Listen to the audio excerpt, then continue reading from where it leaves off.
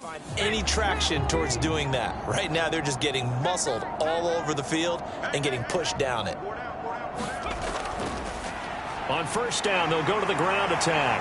Unable to corral him, he fights through. And inside the 20 before he's brought down. Another strong gain on the last two plays. They've moved it a combined 33 yards. Starting to look like this drive, it may be the final nail in the coffin. Well, this is why you work out so hard, right? This is why you spend all that time in the offseason. This is why you have those OTAs and mini camps. For these situations, these scenarios, to run someone into the ground and secure a victory. So signs of life in what's been a dormant offense in this second half. Here's 1st and 10. He'll drop to throw. Throw over the middle, going to be caught here by Pitts. So the completion good for just 3. And that will bring up 2nd down. Oh, it's time to give a little credit there to the defense. They played that very well because it was a drag route, and he ran it a little shallower than normal as he worked straight across the field. He was hoping he'd get lost behind the defensive line. But once he made the catch, nowhere to turn upfield and gain any yardage. This one good for a 1st down, and also that is catch number 90 for him now on the season. When an offense reads blitz, doesn't matter where it's coming from, tight ends know that they become a big part of the passing game because they should be an easy outlet when all those extra bodies are trying to get to the quarterback. A hot route, so to speak. He lost 9 there. That's really going to set him back for 2nd down.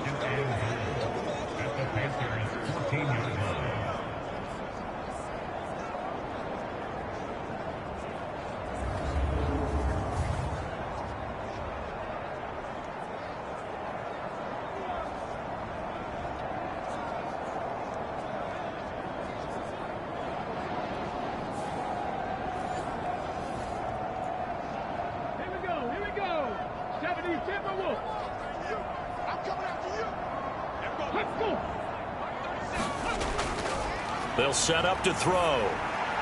Quick hitter here. It's complete. They'll give him a dozen on the pitch and catch, but now they're up against a 3rd and goal.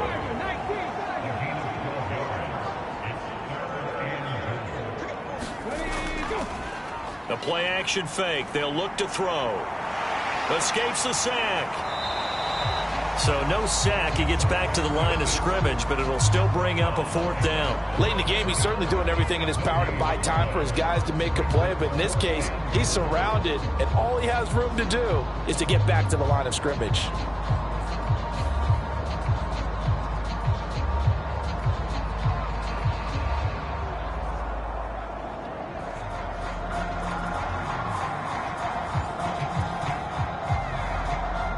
Can this defense hold them out? Here we go now. 4th and goal from the 2. And they'll turn to the power game to try to get in. And he's not going to get in. They stop him at the 1. They tried to let the fullback pound it in between the tackles, but he stopped up short. And the Panthers defense able to deliver the goal line stand.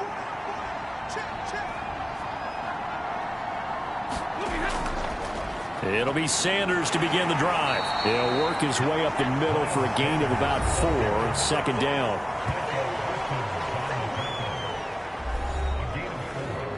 Now a 2nd and 6.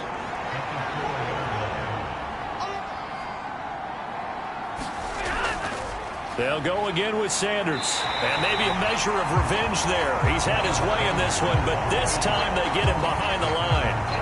Now they're going to be dealing with a 3rd and 7. Is that one officially a loss of 1? Running the ball can be a struggle in this part of the field. In fact, it's a perfect spot for defenders to pin their ears back and try and work upfield, and they capture him for a loss.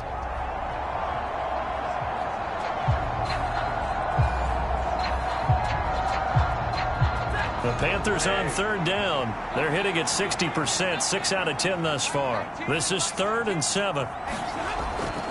Here's Sanders.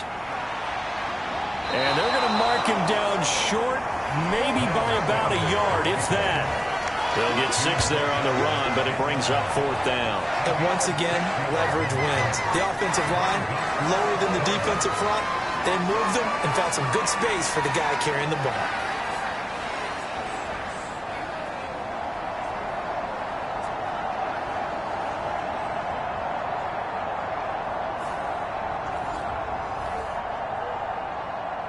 Here's the Panthers punter now, as his first punt will come from inside his own end zone.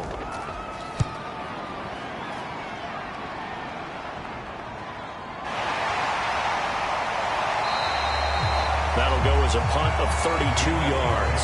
And the Cowboys are going to take over in great position here with a 1st and 10. And now Dallas gets set to take the field. Well, the win for them at this point seems pretty assured. I mean, still a decent amount of time left here in the 4th quarter, Charles, but you got the football, you're up 3 scores. They have to be feeling really good about where they're at. I love your observation skills, partner, because I think you saw them charge onto the field fired up about another chance to get into the end zone. Looks to me like this group is ready to crush any hope left on the opposing sideline, and they want to do it with some gusto, too. Give them 15 there, and the Cowboys have a 1st. And I'm guessing you'd say this is kind of the key here. Grind out some yardage, work on that clock, see if you can continue to tick it down. Definitely, you want to bleed things out at this point, right? Continue to possess the football, gain some yardage, and put the onus on the defense. Do they have to use timeouts? What are they going to do to stop you? You're taking charge. They'll try and run some clock here as they keep it on the ground. And he is going to be stopped cold behind the line of scrimmage.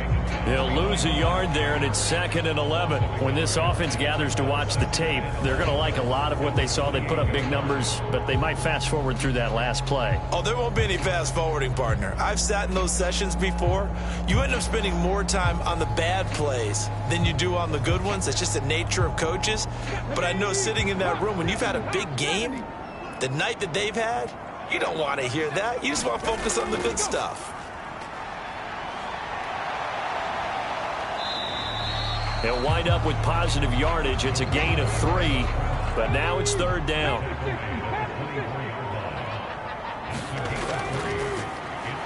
Now they'll run on the draw. And he'll be taken down near the 20 at the 21. Give him 3 yards there as that'll take us to 4th down. Well, that's not a run that's going to make any of the highlight tapes, but they've been moving it well all game on the ground. This is another one that keeps them moving forward.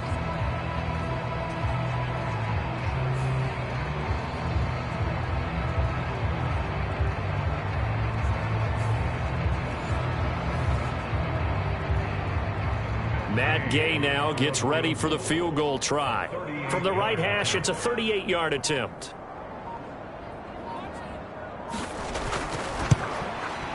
Gay's kick is good, and that will extend their lead even further.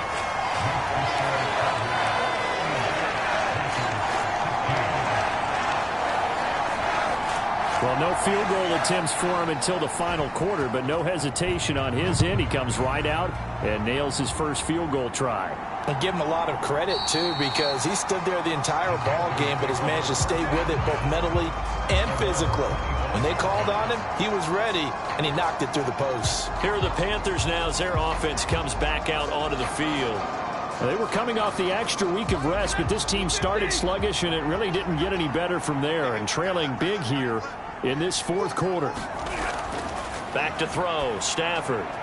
Quick slant, finding Claypool. And he's taken down, but able to slip across the 35. So it's Panther football as we welcome you back. So here's a 1st and 10 at the 38. To throw is Stafford. Open man is Mingo, complete. And a 6-yard gain gets him right around the 43. Now you've got to hustle your guys to the line and get them set. Stafford's throw there, hauled in by Claypool. No gain on that one, and it's going to bring up a 3rd down. In search of 4 yards here to pick up the 1st down. Here's Stafford. That is caught. And he'll be taken down, but not before he gets into enemy territory. And now it looks like they're going to be in the hurry-up.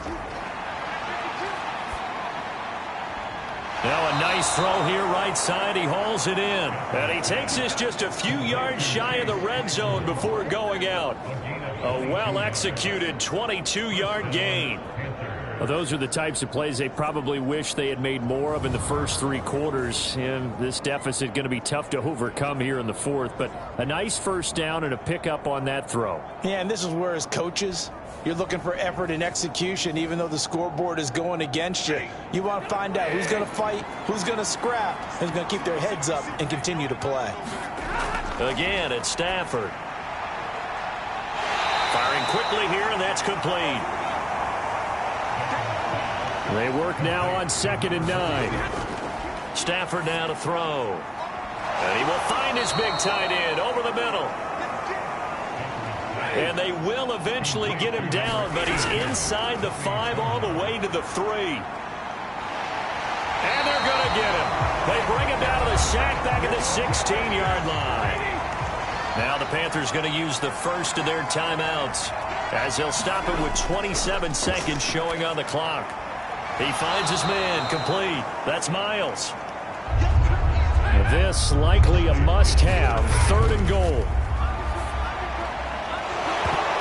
And that is incomplete, but a penalty flag coming in.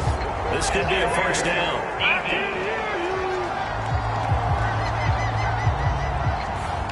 And since the penalty occurred in the end zone, move the ball to the 1-yard line. 1st and goal from the 1-yard line. Costly penalty. Touchdown, Panthers. Tommy Trimble. A 1-yard touchdown reception. And the Panthers have got it back to a 2-score game here in the 4th. I'm not sure win-win is the proper term here, but it certainly felt like it. They got the touchdown they needed, but if I'm on the defensive side of the ball, okay, you got the touchdown, but it sure took you a long time. Yeah, because offensively there, you're probably hoping for a 1 to 5 play drive. That one ate up a little more time than they were hoping. You're exactly right, and if you have that 1 to 5 play drive, you actually build up momentum and even more hope. When they had to slog their way downfield, they got the touchdown, but it's almost like, yeah, you know. And that is going to officially draw the curtain on this one as the last throw intercepted. Sauce Gardner picks it off. Well, as most teams do in their 2-point attempt, they pass the ball. Instead, it gets intercepted. And remember, if you pick it off, you got a chance to take it all the way back, get 2 points yourself, right? Yeah, not the case there. But that's why you got to be really careful with those throws, especially to the outside.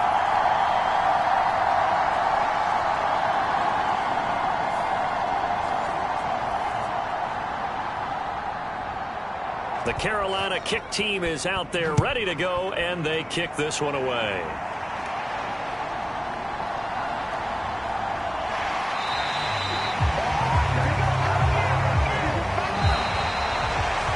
So that last kickoff, just a mere formality, obviously, Charles, wrapping up a game that they should be very happy about in which they got the win.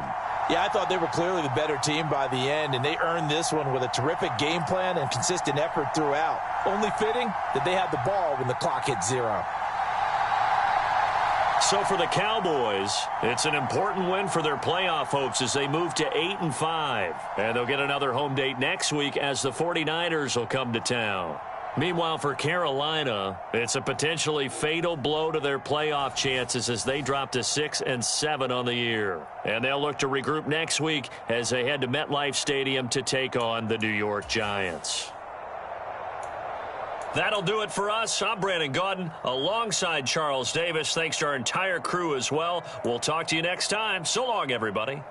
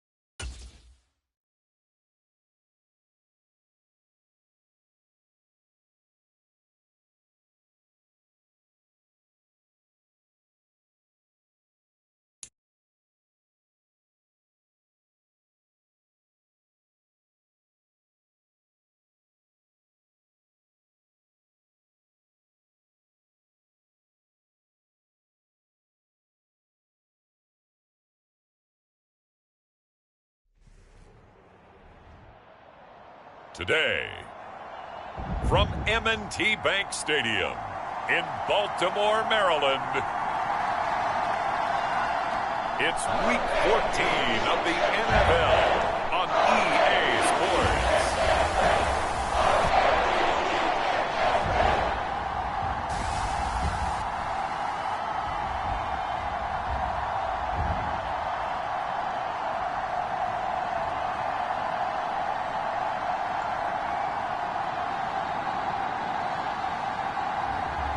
It's the Baltimore Ravens taking on the Cincinnati Bengals. With Chesapeake Bay gleaming in the distance, we are inside M&T Bank Stadium near the Inner Harbor in Baltimore, Maryland. Today, it's a Week 14 matchup that should be a good one, as it'll be the Cincinnati Bengals taking on the Baltimore Ravens.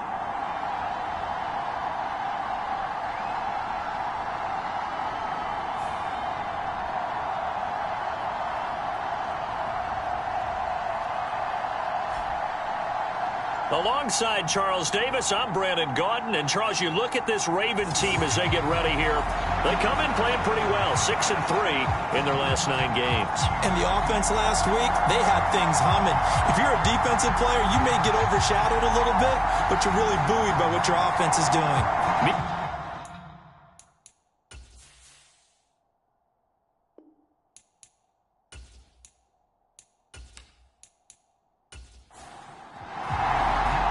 Two teams trying to stake their claim to postseason football. Week 14 of the NFL is underway.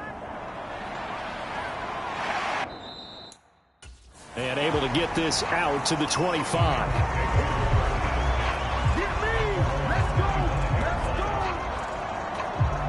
Here come the Bengals now to take over. And leading them out is their 5th-year quarterback. And you and I both know that any win is a good win, and that's what they did last week. But there's also plenty for him to work on in his game, wasn't there? Yeah. 2 touchdowns, an interception. Yeah, you know, he wants to increase that a little bit in terms of ratio. But first and foremost, they did win the game.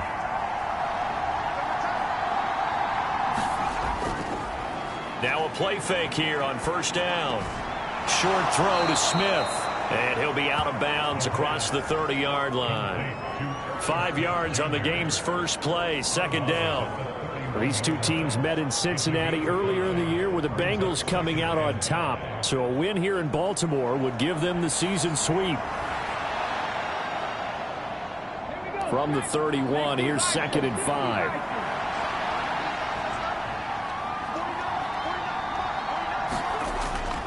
He'll look to throw. And that's going to be incomplete. Third play here this opening drive as they're up against a 3rd and 5. They'll look to throw. It's caught here by Adams. And he'll be taken down, but he does have first down yardage. That's good for 9 yards as they convert on the 3rd down play. So he turned to a trusted, familiar face in that 3rd down situation. It paid off. Yeah, you go to your veteran receiver in that spot, so you can't underestimate him when he's on the field defensively. Make sure you know where he is because he understands how to get open in key situations. So from the 39 now, they'll come up on a 1st and 10. They'll run it for the first time with Williams. And they get to him after a gain of 6 to the 46. The numbers for Williams a week ago, 19 carries, 80 yards, and a touchdown. In a perfect world, they'd run the ball the same way they did last week, but against the #1 rush defense in the league, they're going to have to find a different way to move the ball. Maybe they start throwing it early and come back to the run. 2nd and 4. Eluding the pressure right. And he will slide to a stop. He does have the first down. That one a broken play, but it ends up being a good play. The scramble goes for 20. As he came to the line of scrimmage, he knew he didn't need much to reset the chain, so when he saw the space he needed, no hesitation. He went to the marker and got his guys a first down.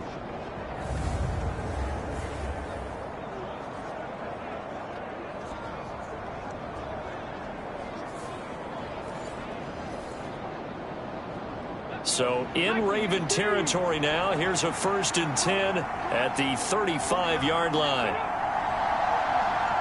Now they'll fake the jet sweep here and throw off play action. And that's complete. And a loose football. And it's picked up by the Ravens.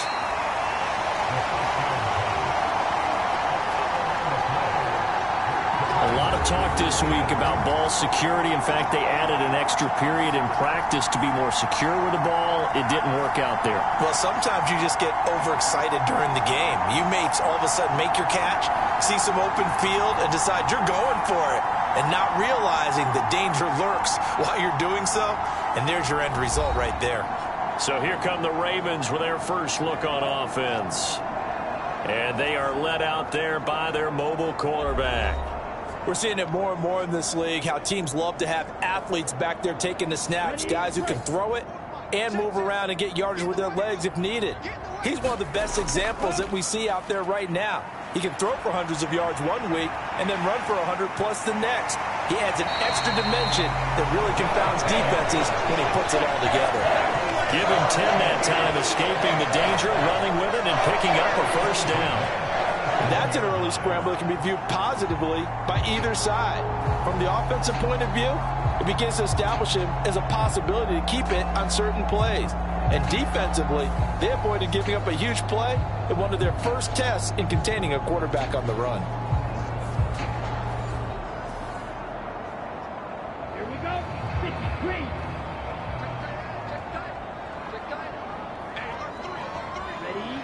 Ready. On the run, this is J.K. Dobbins. And this will be good for a pickup of 9 to the 46. These are his numbers from last week's contest. 20 carries, 114 yards, and a score. Definitely productive, including scoring his 14th touchdown of the season last week. It's going to be fun to watch the matchup now because he has a nose for the end zone. So if you're a defender, what's your job? Keep him out. They'll go again with Dobbins. And he'll get it down to the 47 here. 6 yards the pickup, and that's a first down. Straight ahead, Gibson. And nothing much materializing there on the first down run. He'll get a couple, and that's it. From the 46, here's the 2nd and 8.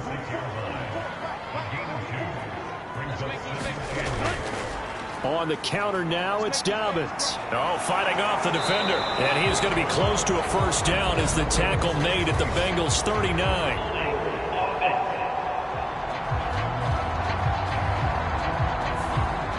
Now they face a 2nd and long following the holding penalty. Now they'll switch it up here and look to throw. That's complete. It's Rashad Bateman. Call it a gain of 3 on the play. And they're going to face an uphill battle here on 3rd and long. Back to throw. He's got his target. That's complete.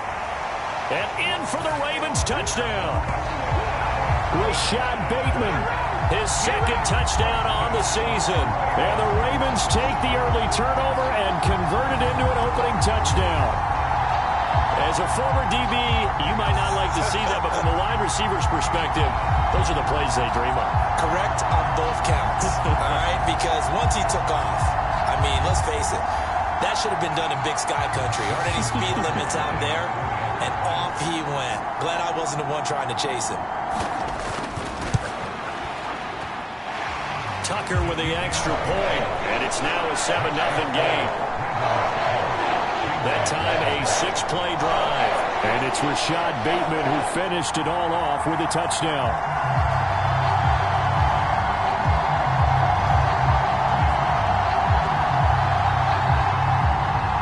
Tucker now to kick it away following the touchdown.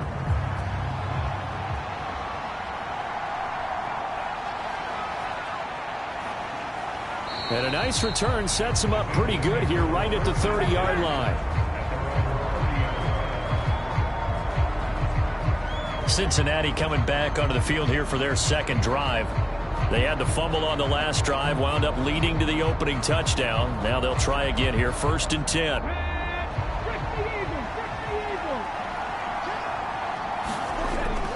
They'll drop to throw. This one swung out to Williams. And he goes out right around the 39. Now a 2nd and 2.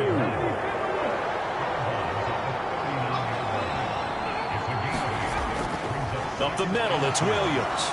And he'll get up near the 45. They'll spot it at the 44.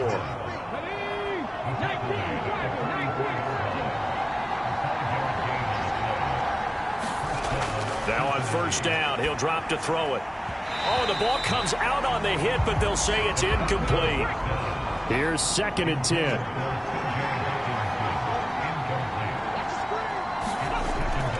They'll set up a throw. Going underneath, he's got Hawkinson. They do get a couple, but they'll be left staring at a 3rd and 8 coming up. You look at this Baltimore defense. They were very strong last week in that win over Cleveland. One thing you always look for when you're evaluating a defense, how opportunistic are they? How many takeaways do they get? How about last week's game? The number was 6. Phenomenal performance. Man open, that's Jamar Chase complete. And he takes this one down almost all the way to the 30. That 3rd down conversion good for 23. 3rd and long always tilts to the defense. And I just remember as a player how many times it was hammered into my head. Know where the sticks are and get him down in front of it. But sometimes what happens is you worry about where that is much more than the person who has the ball. And on that play, they didn't have enough focus on him. And somehow he turned a short pass into a 1st down. So in Raven territory now. Here's a 1st and 10 down at the 31. Now a 1st down carry. It's Williams to the 27-yard line. Well, this defense for the Ravens, they were very strong last week in that win over Cleveland. And one of the key things you always look for when you're evaluating a defense is how opportunistic are they? How many takeaways do they get per game? And how about last week's game? That number, 6. Absolutely phenomenal performance. They were on top of their game right from the first snap. 8 yards that time, able to take off, and the result is a 1st down.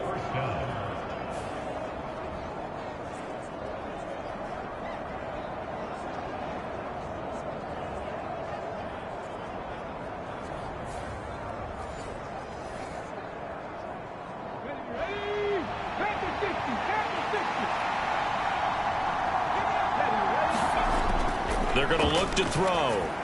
And the timing a bit off that time as that one falls to the ground. Now a 2nd and 10. Out of the gun, they'll look to throw. That's complete to Williams out of the backfield. They do get a couple, but they'll be left staring at a 3rd and 8 coming up. They'll be in search of 8 yards here as they hope to convert the 1st down. On 3rd down, he'll drop to throw.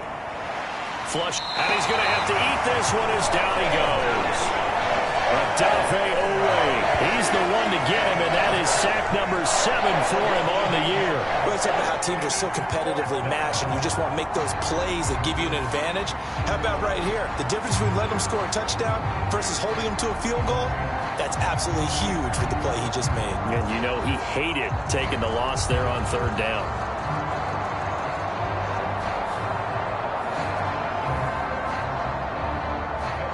So on 4th down, on is Evan McPherson and the Bengal field goal unit. Right hash mark of 42-yard attempt. McPherson's kick is good. And they are on the board, but still trailing. It's 7-3.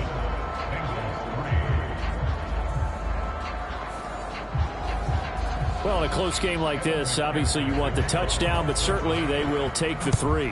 And they'll be okay with that, but let's throw a little credit to the defense as well. And I'm just glad this doesn't come down to a debate, right? Which side won, partner? Because the defense, hey, we didn't give up a touchdown. The offense, hey, we put 3 on the board.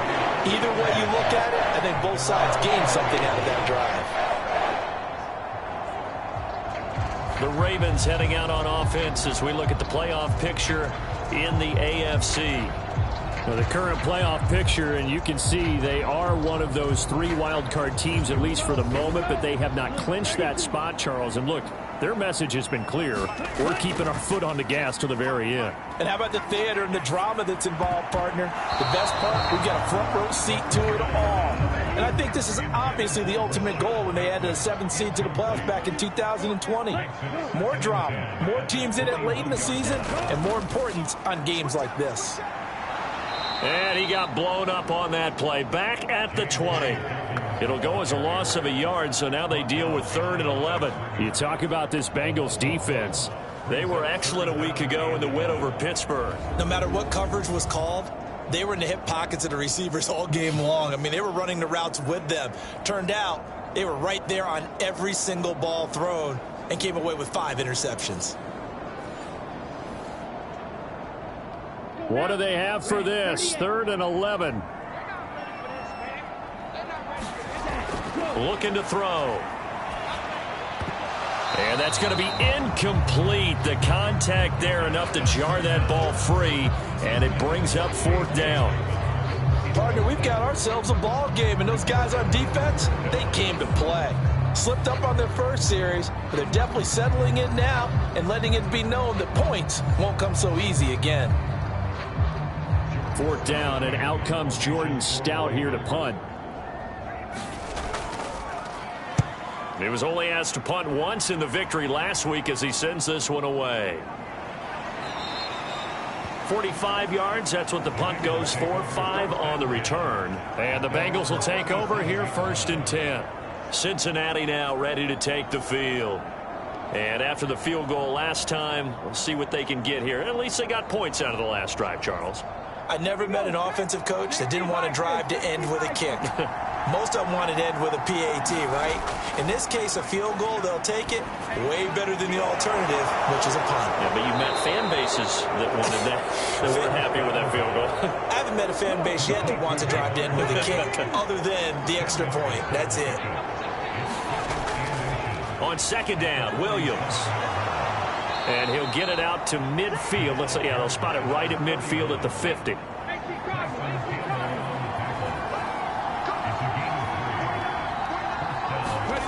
From the midfield stripe, they'll look to throw. Going underneath, he's got Hockenson. And he's got this down to the 35. That one good for 15, and the Bengals get a 1st down. Well, I think when they look at their offense, they think to themselves, weapons, weapons everywhere, and they want to move the ball around. They want to spread it to different people. But you absolutely know they want to get this man involved as well, and that's what they just did on that play.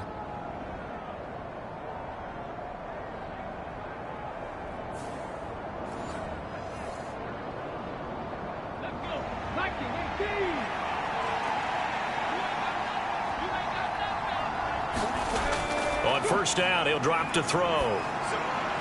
Caught on the right side by Adams. They can't tackle him. And he's taken down, but not before reaching the 10-yard line. After one, 7-3 the score on EA Sports. Start of the 2nd quarter, and it's the Bengals in control of the football. 2 big plays in succession. Not sure this D knows what hit him, but now they got to get ready. It's 1st and goal. In trouble, and he'll go down back at the 12.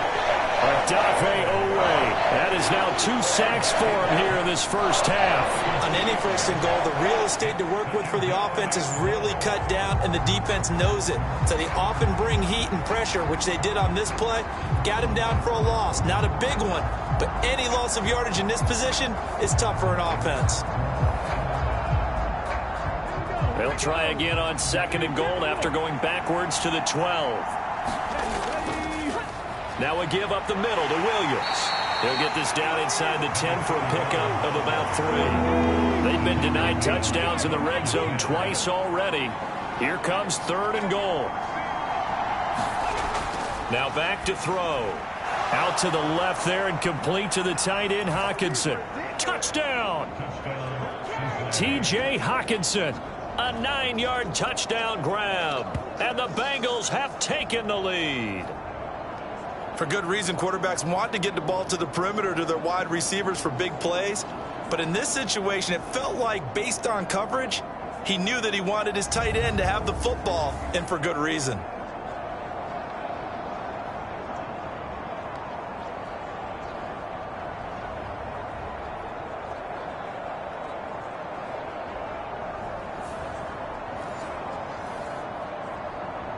Evan McPherson for the extra point.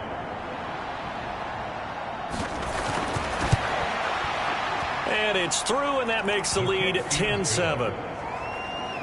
So that drive 7 plays in length. And it was T.J. Hawkinson who finished the drive with a touchdown reception. After the touchdown, McPherson on to kick this one away.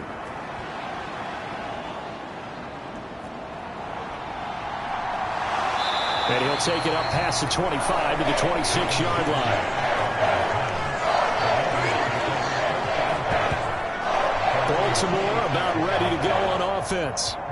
And these guys definitely hoping for a better showing than their last appearance. They couldn't really even move the football much beyond the shadows of their own goalpost, Charles. We'll see if they can get a better, more sustained drive going here. Yeah, and every team that we ever talk to says the exact same thing. When you start a drive from that deep in your own territory, the goal is a minimum of at least 2 first downs, because even if you have to punt then, you change the field position, right? You flip the field a little bit. They didn't get that done.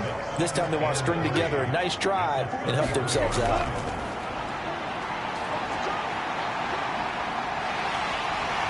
And he will slide to a stop. He does have the first down. That's a pickup of 6 and good enough to move the chains. So from the 39 now, they'll come up on a 1st and 10. They'll look to throw here. A short throw caught by Andrews. The result, only 4 yards there on the play. And it'll be 2nd down.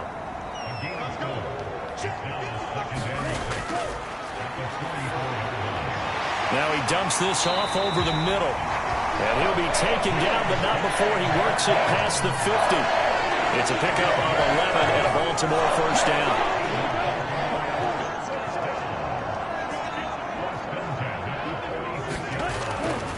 A give up the middle to Dobbins. And not a whole lot of room to operate there on the 1st down run. He gets maybe 3. And they'll come up 2nd and 7. Another run here with Dobbins. Well, still about 3 yards shy of a first as the 4-yard pickup brings it to 3rd down.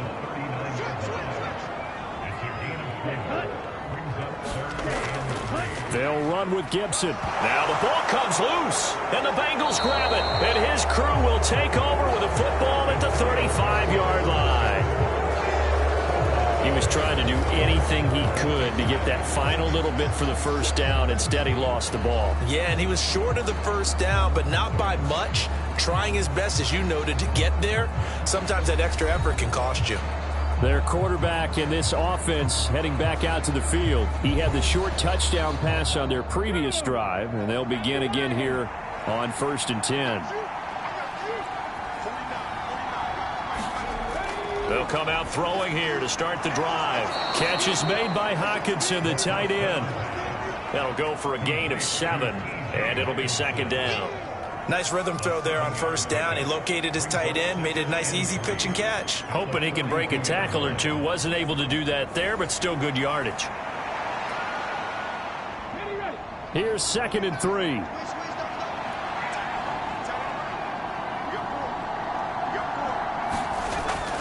He'll look to throw. Throw left side, complete to Chase. And Chase going to pick up a Bengals 1st down up to the 47-yard line.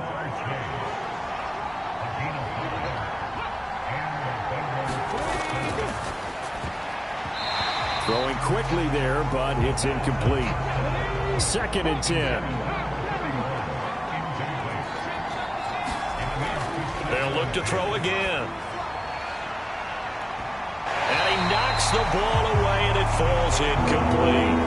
Now, Bengals on 3rd down. They've been good, 3 for 4 thus far. This is 3rd and 10.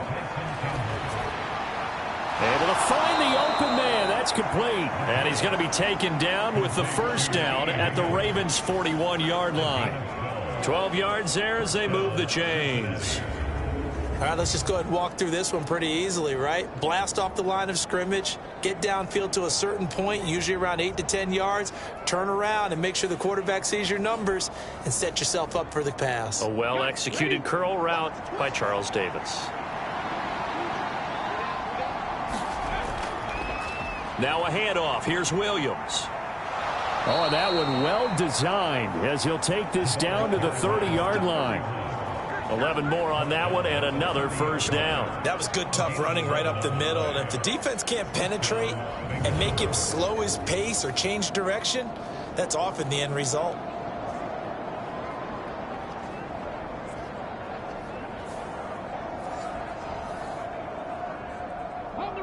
So 1st and 10 now from the 30.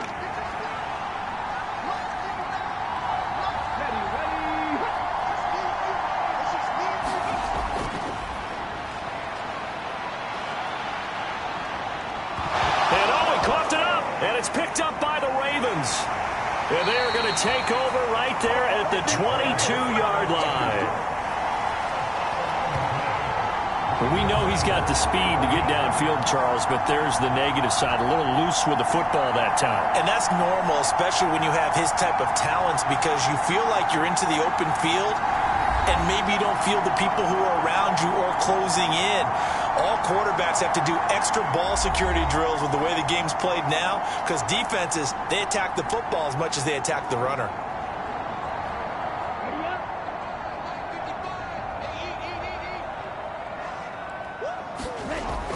They'll try and start this drive in the air. He'll swing this out to Dobbins. And he'll get to the 29-yard line, brought down there. That's good. The completion there for 7 yards, and it'll be 2nd down. The defense was ready for the back to leak out and even had a second player waiting to double him up. If you're going to commit to doubling a back, you better prevent a completion, but give him credit. Extra determination, extra effort, turn it into a successful play. On 2nd down, a run with Dobbins. And this won't be enough to pick up the first. A gain of 2, 3rd and 1.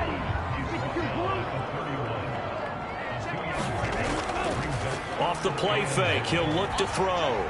Work in the middle of the field, and he's got a man complete. And he will have a Ravens first down as they're able to convert by plenty there on 3rd and 1. Another catch for him there on this drive, Brandon. And it looks like they're going to utilize him out of the backfield any way they can. And that time they pick up a first down. So now on defense, do you assign a man to him and try and cover him before he gets going?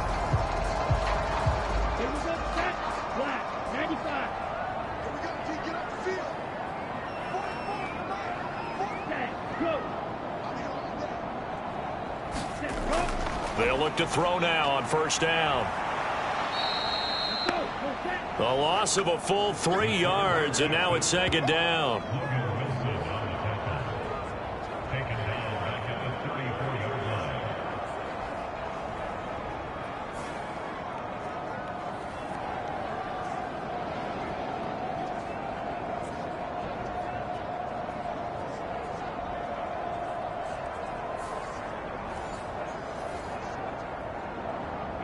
Here we go. Yellow, 22.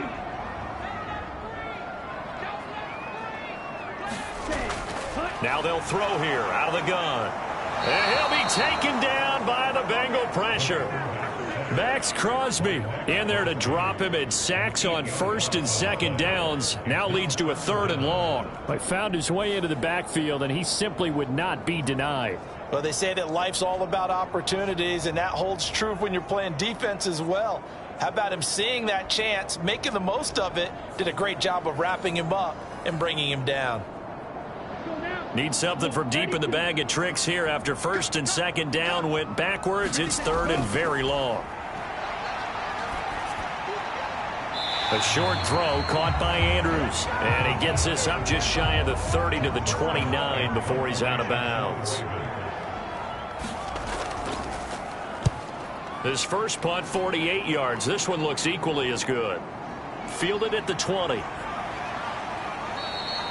Almost outkicked his coverage there. 48-yard punt, but 10 on the return. And the Bengals take over 1st and 10. Now the Cincinnati offense ready to see what they can do here. And last drive, obviously not what you're looking for. You've got the lead. You got to protect the football. So in other words, someone got lucky because they've been moving the ball really well and wearing them down. In this case, though, giving up the football doesn't make them very happy. They can't wait to get back out there and atone for it. Yeah, try to atone for it here on this drive. 22 yards on the catch and run, a first down.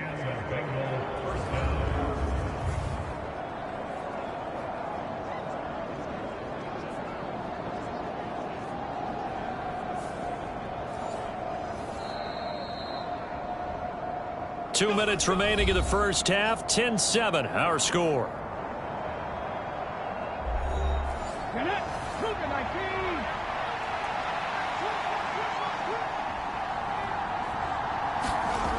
They'll look to throw here on first down. Over the middle, that's caught by Adams. And he's tackled a yard short of the marker. Good gain of 9 on first down. Off the draw, here's Williams. And he is met at the line of scrimmage, and he goes down right there. This is 3rd and 1. Very likely 4-down territory, even if they don't get it, though. Going underneath, he's got Hawkinson. So the completion gets him just a yard, and it'll be 4th down.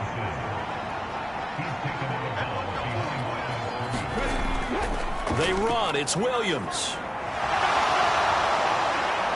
And this defense not ready for that one as he'll take this down inside the 25. 4th down, no problem. Just a ho-hum pickup of 14 to keep the offense on the field.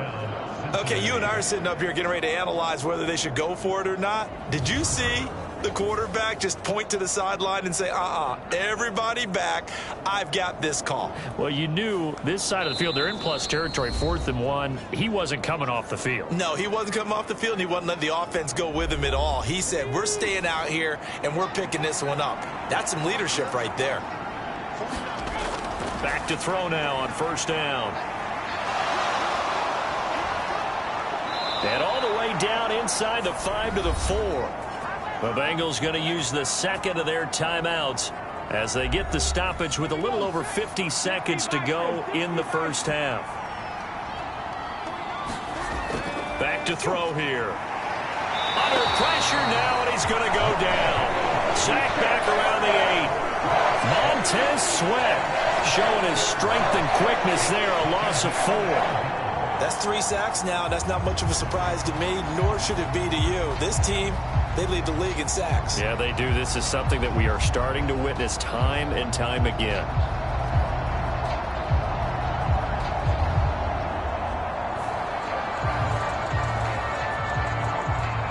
It's 2nd and goal, back to the 8-yard line now.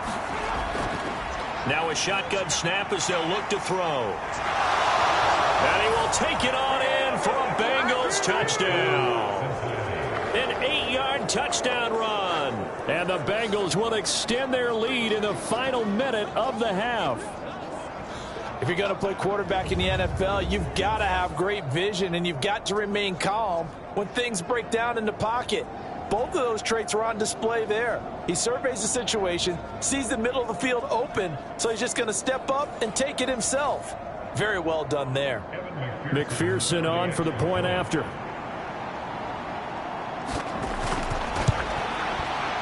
It's good to make it 17-7. So that drive in total 8 plays. And the capper that put it in the end zone, a run of 8 yards. After the touchdown, McPherson on to kick this one away. On the return, Devin Duvernay. And he'll get it up past the 20 to about the 22.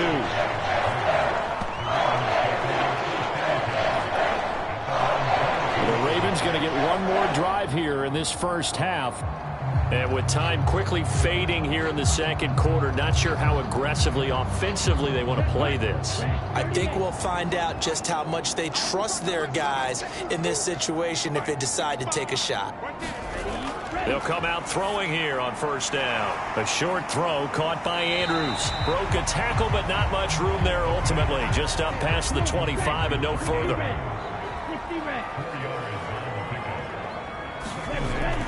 And this time they'll just keep this on the ground. And he's going to be taken down here as that will lead us to the end of the first half of play. So we have reached halftime here, and it's the visiting Bengals out in front. As we'll head down to Orlando, that's where we find our man Jonathan Coachman at our EA Sports Halftime Report. Coach. All right, Brandon, we'll get back to you and Charles in a bit. But first, let's get to some of these scores around the NFL here in a busy Week 14. We'll start up at TIAA Bank Stadium in Jacksonville. And it's the Texans who have the lead at halftime. Dameon Pierce, a touchdown run in that first half. From there, we head up to the Motor City to check in on the Lions at home at Ford Field. And they have the lead in that one over the visiting Packers. The Lions trying to finish that one off and claim victory. Finally, let's get to the country music capital of the world and see what's happening with the Titans at home in Nashville. And that one all tied.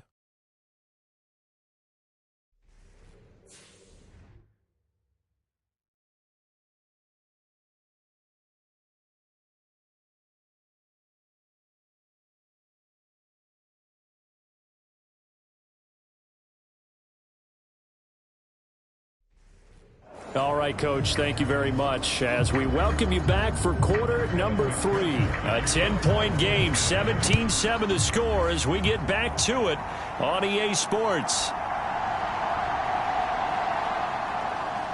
And he returns this to the 22.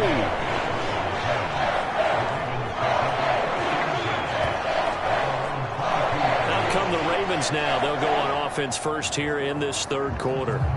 Charles, it'll be interesting to see what adjustments this offense made in the locker room. Haven't really been able to get anything going offensively, virtually nothing in the ground attack either. So certainly something has to change here in quarter 3.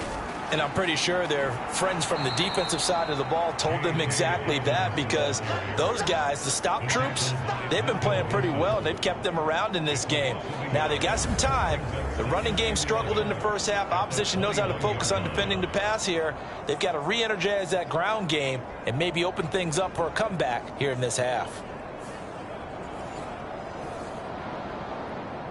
A loss of a yard there to start out. That leads to a 2nd and 11.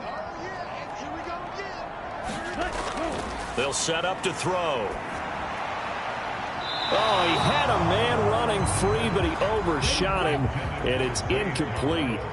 This offense in desperate need of a conversion as they come up on 3rd down. From the shotgun, he'll look to throw. He'll check this down to Dobbins out of the backfield. And this will not get close to the 1st down marker as he's brought down at the 26.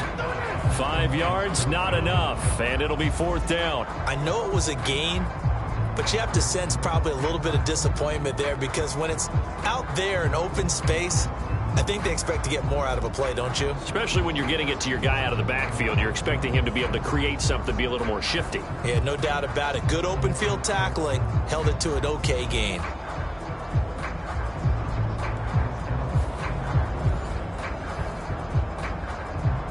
The Ravens send their punter out now as he's on here to punt it away.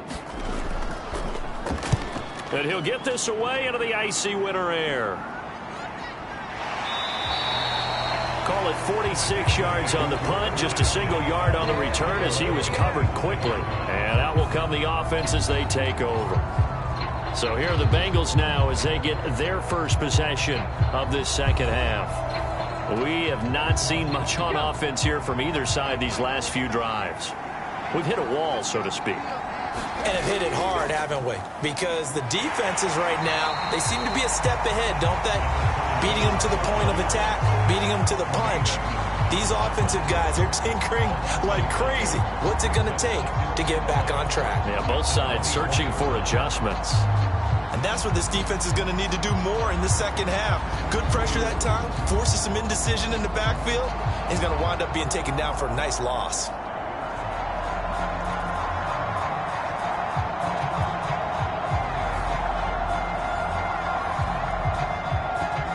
So after the loss of a yard, they'll look to push forward here on 2nd down and 11. Now a 10th carry. Here's Williams. And nothing doing. He's immediately taken down at the line of scrimmage. No gain that time, and it leaves them with 3rd and 11 coming up. Tough spot here. 3rd down and 11.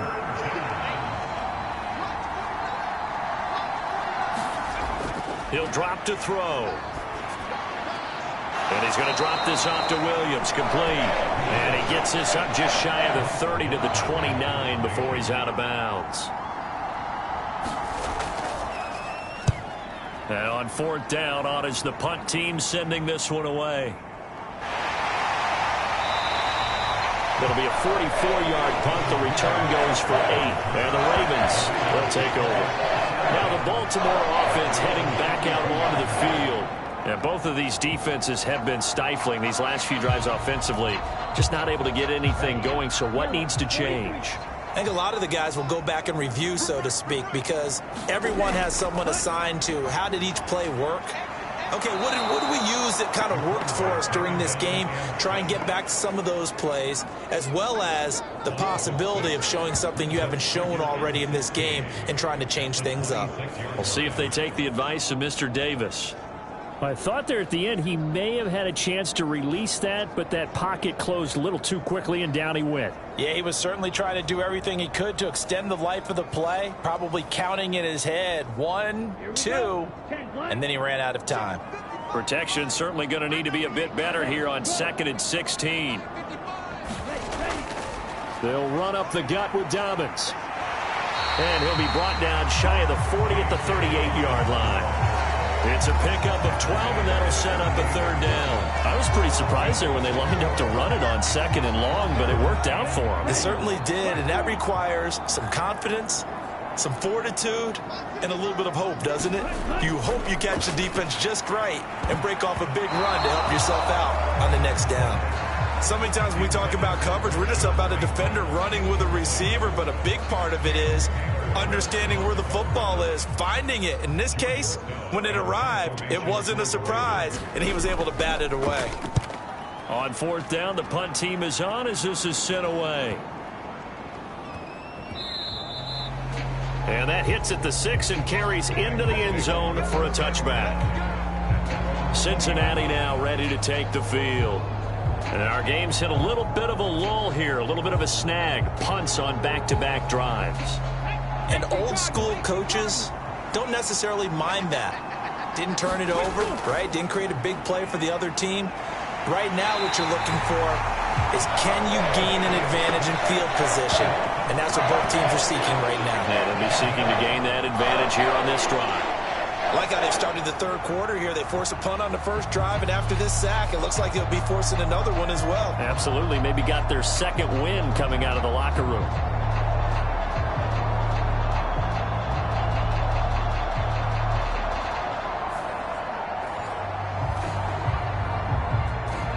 Following the sack, they'll try to change their fortune here on 2nd and 13.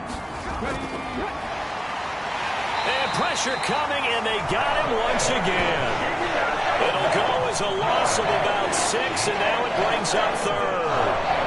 Coming off the line, he's been wreaking havoc all year. And look, that's why, as a result, he's getting some looks for Defensive Player of the Year in the NFL. And I know that many people don't have him first on their list right now, but he deserves that type of consideration. You mentioned it.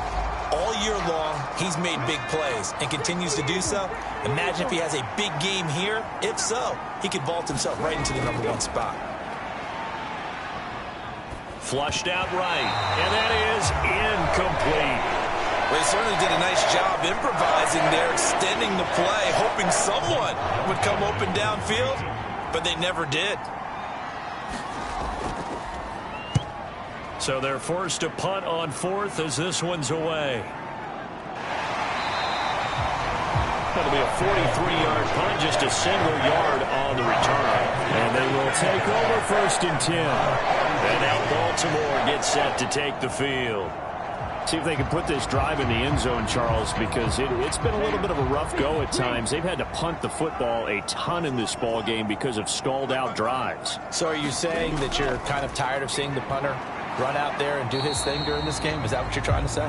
Well, I mean, I'm okay with it. I have a feeling that this offense, they don't want to see the punter again. And frankly, the punter doesn't want to run out there anymore himself. He would love to see his offense put together a drive and give his leg a rest.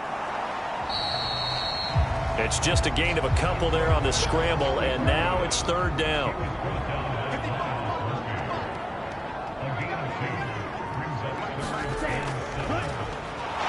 Sliding out of the pocket. And now the ball's out. Fumble near midfield. And the Bengals grab it. And they get the football. They'll set up shop at their own 49-yard line.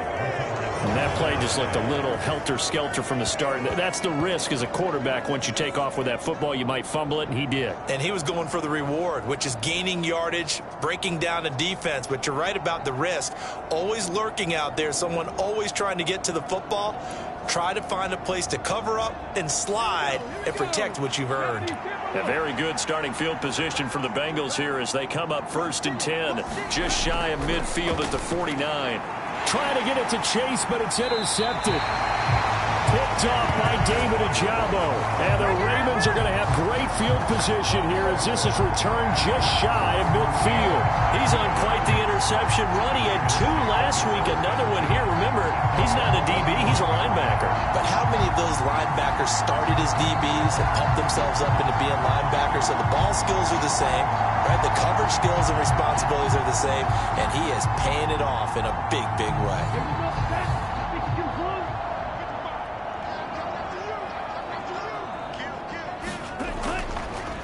And they'll begin by running the option. And they're going to stop him right at the line of scrimmage. Just no cutback lane to be found whatsoever. 2nd and 10.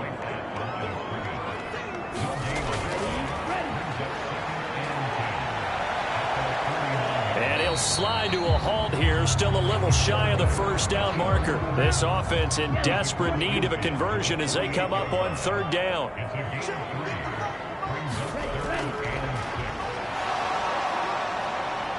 And he will slide to a halt at the end of that one. So no sack. He gets back to the line of scrimmage, but it'll still bring up a 4th down. The Ravens send their punter out now. He's been one of their few bright spots so far.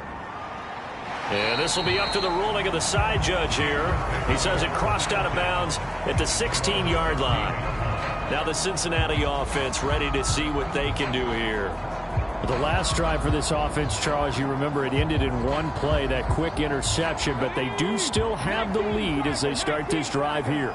And that's something to focus on for them as well, because it's not quite no harm, no foul. But the interception, hey, shake it off, move on. Hasn't cost your team the lead, and now it's time to rebound. And the quarterback and his teammates, they can add to the lead with a good drive here. And there's a completion to the tight end. And look at the size of these players nowadays. At that spot, 6'4", 6'5", and up. A lot of guys used to be basketball players, somehow came back to football. And that's really good for the game of football. You're getting better athleticism, great hand-eye coordination, guys who know how to control their bodies when they run their routes. It'll be a gain of 5, but still about 3 yards shy of the 1st down marker, and now it's 3rd down.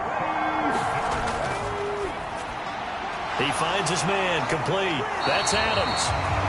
And this one goes nowhere. Losing yardage back at the 22. This will wind up a loss on the play. And that's going to bring up a 4th down. No surprise they decided to throw on 3rd down. A little bit of a surprise that they completed the pass and lost yardage on the play.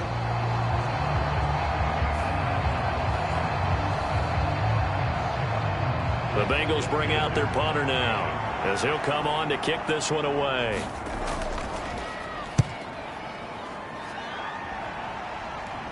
And a fair catch taken back near about the 35, 36-yard line. 37 yards on the punt with no return. And it will be 1st and 10 as they take over. And Baltimore's offense set for this next possession.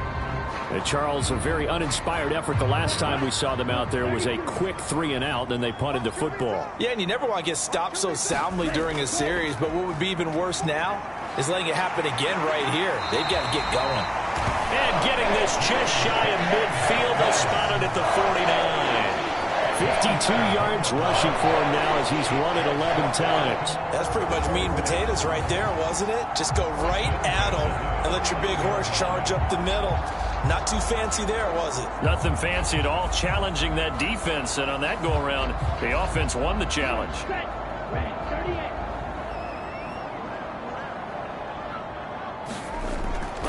Right back to Dobbins on 1st. And across midfield he goes and into Bengal territory. It's a 6-yard pickup, and it gets him to 2nd and 4. Consecutive positive runs for him on the last 2 snaps. He certainly appears to be trying to put the offense on his back and just move them down the field, but his number is called. The way he's running it, I keep going back to him. Flowers going to go in motion right. Here's a give to Dobbins. And he'll be brought down, it looks like right at the 40.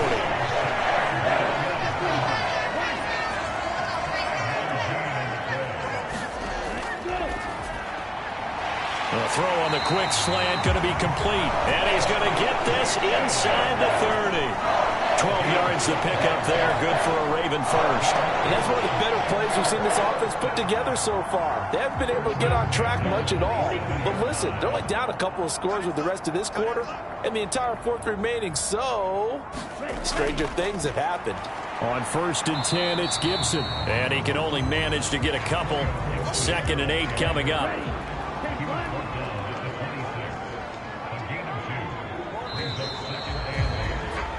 And they're not going to get to the line to run another play. So we will switch ends as the third quarter has come to a close. We'll return with more after this. You're watching the NFL on EA Sports. So from the 26-yard line, here's 2nd down and 8. He'll look to throw. Over the middle and complete to Wilson. So 5 yards here, 5 on the play. And now we've got a 3rd and 4. I always laugh when people say, what's the toughest route to defend? And I'm like, any of them, especially if it's a good receiver. That makes things very difficult. But when you're running a drag route, something short, shallow, going through defenders, using guys almost as screens in order to get open, that makes things tough for guys trying to get to the football. And he will slide to a stop. He does have the first down.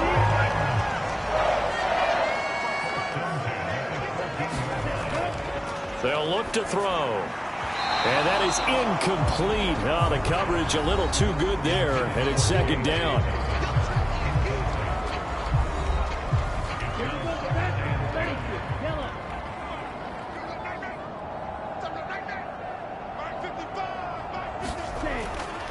Now a handoff for Dobbins.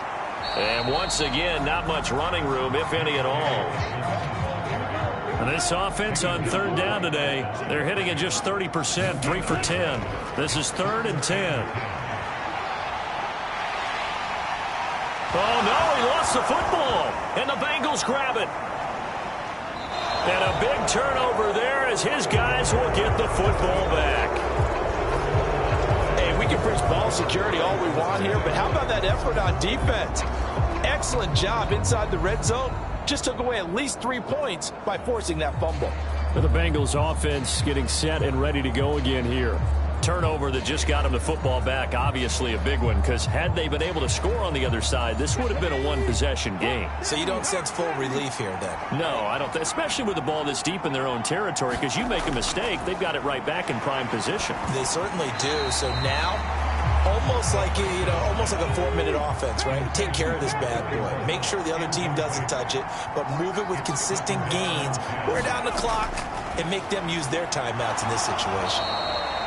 4 yards the gain, and it'll bring up a 3rd down. They gave up the completion there, but this is what zone defenses count on. Catching the ball and not much run after the catch. The Ravens bring out an extra defensive back here on 3rd.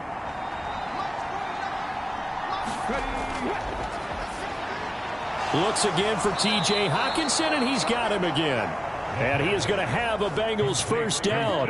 They needed 5 there on 3rd down. He winds up getting 7. And that pickup of a first down, that's going to leave a mark because they really needed to stop them there, didn't they? Oh, so frustrating. Defensively, you're a play away from getting that football back here down late. Tough. Now they've got to find a way to create a turnover or takeaway. Otherwise, this one will probably get away from them. So signs of life in what's been a dormant offense in this second half. Here's 1st and 10. Back to throw again. And as he throws, he lost the football. It's loose. Oh, and one of the linemen on the other side has got it. And a tough turnover there as now they will have it at the 6-yard line, 1st and goal. Partner, that one looked like it was over. I mean, they had control, had the football, and the defense had to make a play in order to keep them in the game. That's exactly what they did. And now that door ajar, 2-score game, so hold on here, not done in the 4th. 1st and goal, and they got to be thinking a chance to get right back into this football game. They'll run with Dobbins. And he's going to press this one forward as they stop it right around the 1. Second and goal from the 1.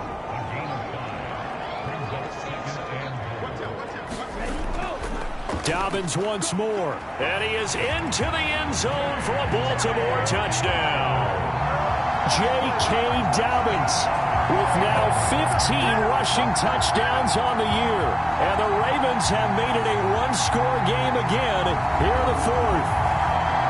So the rushing touchdowns continue to stack up, CD. That now 15 for him on the year. I give him a ton of credit for staying healthy, being a smart runner, and it's showing just how important he's been to his team. He's got to be their MVP at this point in the season, and those votes may have been turned into league MVP votes when it's all said and done. Now Tucker to add the PAT. And this is up and good to make it a 17-14 game. They had the short field, and they made quick work of it. Just 2 plays to get into the end zone.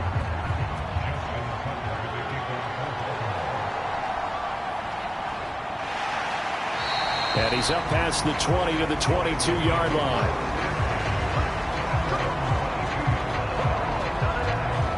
The Bengal offense on their way out as we look at the playoff race in the AFC. And for the moment, they're sitting pretty in possession of that number 2 seed. But as we know, it often happens, this is all still subject to change. You're so right about that. But even though the math isn't there yet, I think it's going to take new math for them not to make the playoffs. They're almost certainly going to be in the... Now look at this. They get the turnover they needed. It's intercepted. Picked off by Roquan Smith. And he is going to get this one back to the 20-yard line. That's now his second interception in as many weeks from his linebacker position. And think about all the different techniques he has to employ in a passing situation. Is he spot dropping because it's zone? Is he picking up man-to-man? Is he having to run with a running back or a tight end? In any event, great eyes, head on a swivel, and excellent hands. Yeah, versatility and showing those hands. On 1st and 10, it's Dobbins. This will be a 5-yard pickup as they move it from the 20 to the 15. Now 2nd and 5.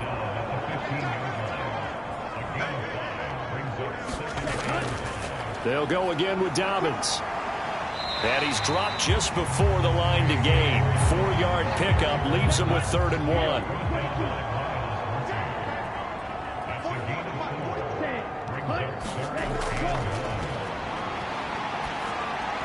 Pass taken in by his big tight end. And the Ravens are going to have 1st and goal coming up as they're able to convert there on 3rd and 2. That was a route run not just with dexterity, but with intelligence. Found the hole in the zone, made sure the quarterback saw him, and was able to make the sure catch and flip the down marker back to 1.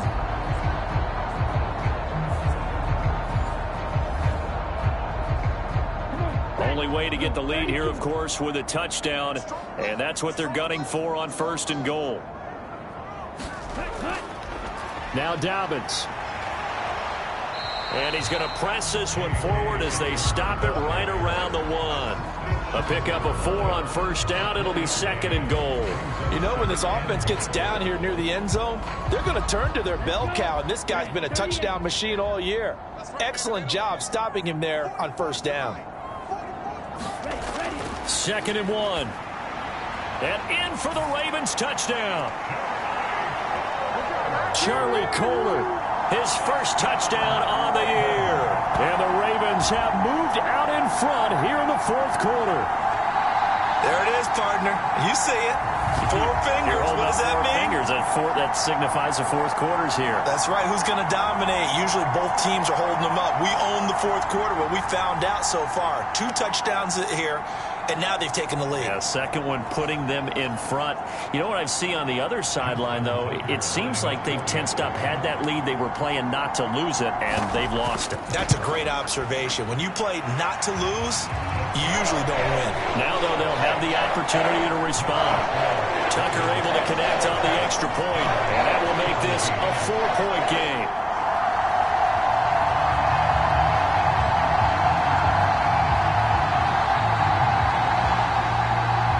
Tucker Baker now to kick it away following the touchdown.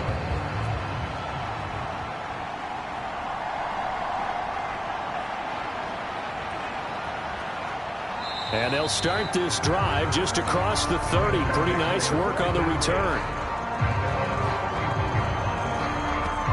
Cincinnati now ready to take the field. The pressure is on now. They're being shut out here in the second half after a decent first half offensively. And they need their best drive of the game right here. Line of scrimmage, the 31 now on 1st and 10.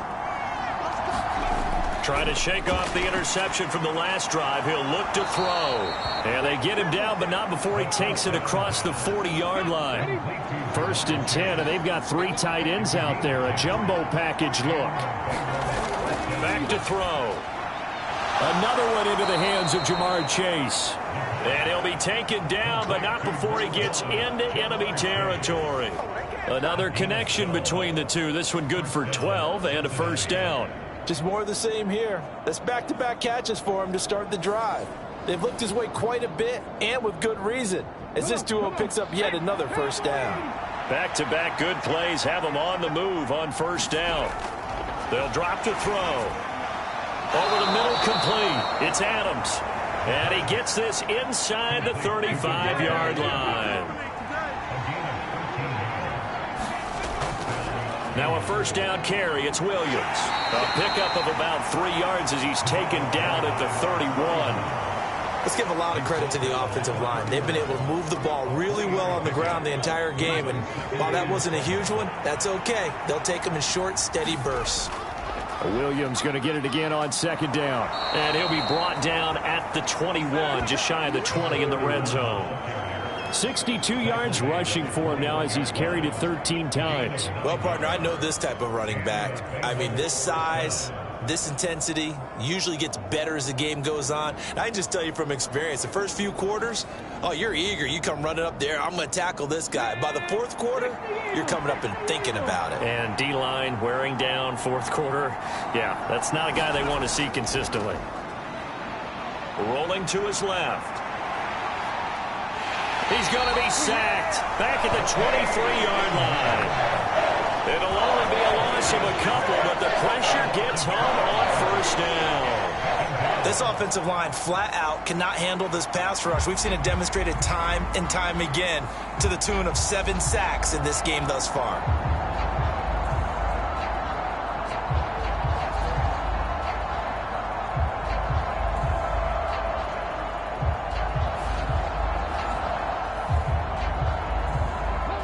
They'll come up after the sack on a 2nd and 12.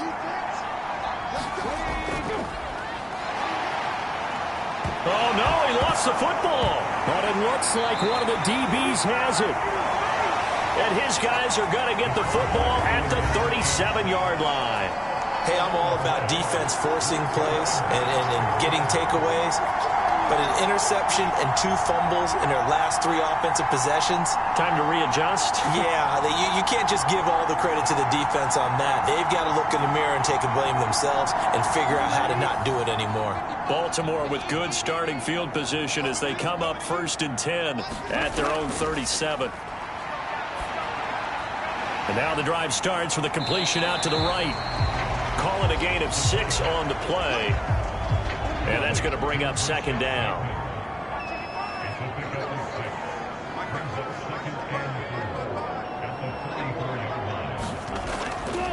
Here's Dobbins. And he'll get it out a couple yards shy of midfield at the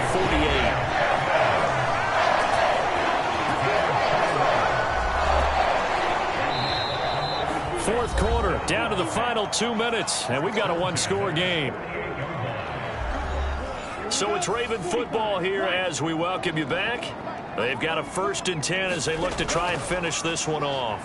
5 points of contact necessary at this stage as they'll run on 1st down. So fresh out of the 2-minute warning, and here's another timeout taken with 1:55 remaining. So they come up on 2nd down. If they can get another run like we just saw, would likely put an end to this thing. Another run here with Dobbins. And this time he's able to take it down to the 42. The Bengals going to use the second of their timeouts. That'll leave them with just one remaining in this fourth quarter of play. Not totally home free yet, but it's looking good as they come up 1st and 10. A give up the middle to Dobbins. And he'll get it down on the play to the 37. Now the Bengals going to signal for their third and final timeout as they'll talk things over prior to this upcoming second down play. A give. Dobbins trying the right side. Shifts by him. And he has the Ravens first down, and it would appear that that's going to be the one to do it.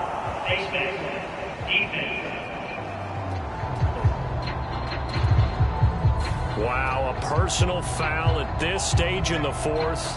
Hard to believe. Really hard to believe, and now that glow of hope that you had begins to flicker out, doesn't it? Yep.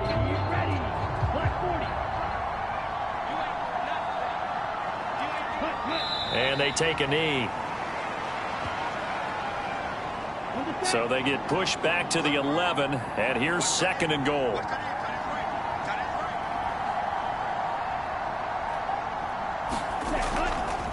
They'll run. It's Dobbins. And finding room to work, he's down to the 2-yard line. The recipe's pretty simple, I think, right? Just give your superstar the ball, continue to feed him. Yeah, don't overthink this one, right? Make sure he's touching the football, but you're also counting on his intelligence in playing the game as well. If it's not there, don't force the run. Just make sure you hang on to the football and keep the clock ticking. So here we go. Maybe the biggest kick of the game forthcoming.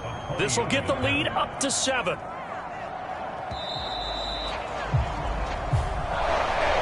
That was an excellent come-from-behind victory, Charles, especially there in the fourth quarter. Both offense and defense were clicking. They're going to feel good about this one. Boy, are they ever, because the deficit they faced certainly wasn't small.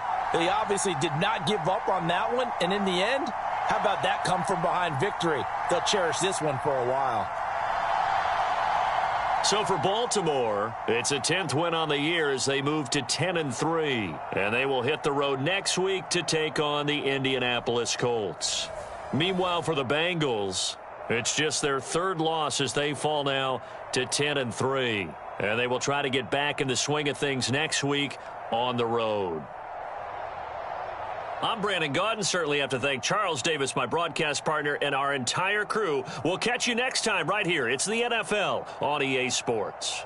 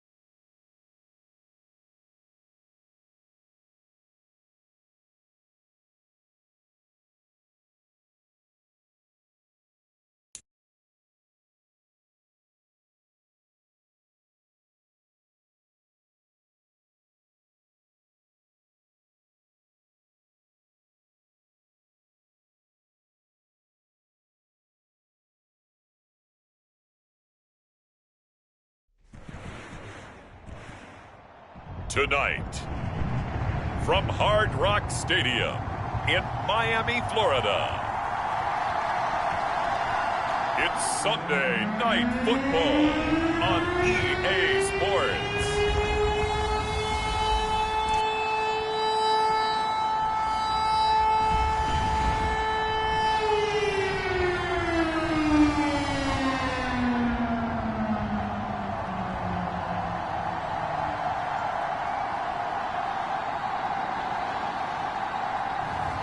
It's the Miami Dolphins taking on the Los Angeles Chargers.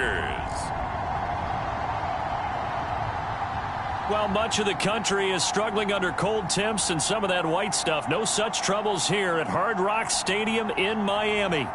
Tonight, we've got a great Sunday night matchup on tap, as it'll be the LA Chargers taking on the Miami Dolphins.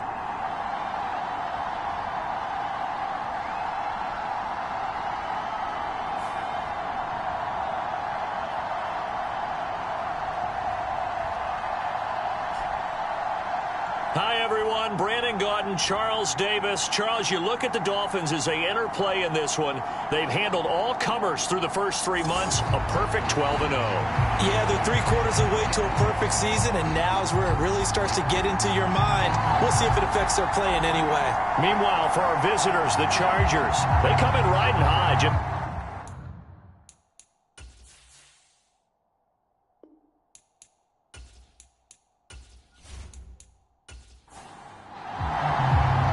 Two teams trying to stake their claim to postseason football. Week 14 of the NFL is underway. Taken at the goal line.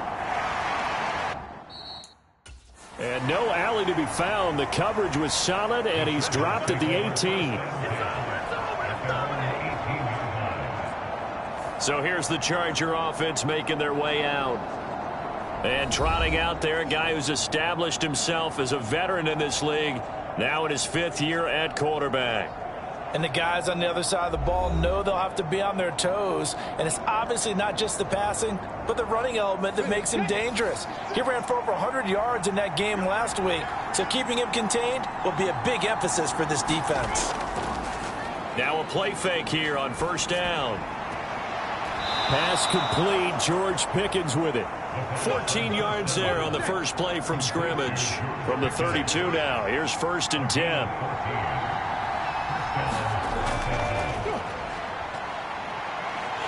And he'll manage to pick up about 4 at 2nd down. The numbers for him from a week ago.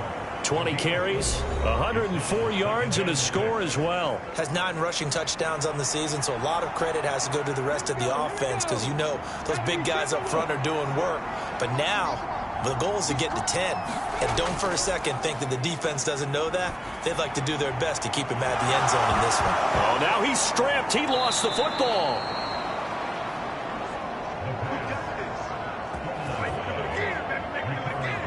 So they escape, so to speak, maintaining the football. Defensively, though, opportunity miss. It definitely was, because that's all defenses talk about. Getting the football and either advancing it the other way or just getting possession and turning it over to their offense. That can be a little bit deflating. You're exactly right. A lost opportunity. Now on first down, he'll drop to throw it. And he can't get rid of it. He's taken down. Multiple players combined for their team's first sack of the game. Well, competition comes up in so many different ways. And right now, this unit, their competition is who's going to get to the quarterback the most times. Had about 5 sacks last week, and we just saw their first one of this game.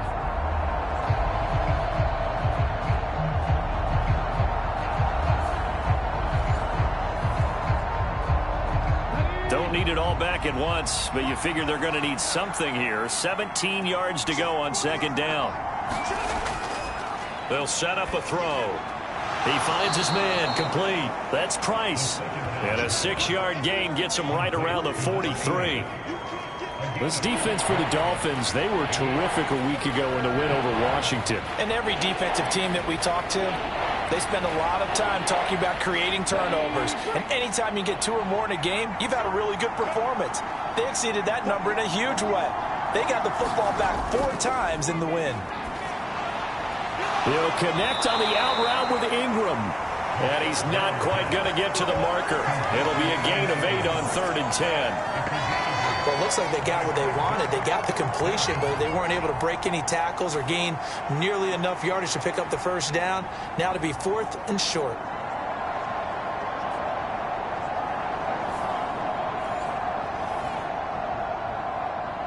On 4th down, on is Logan Cook to punt.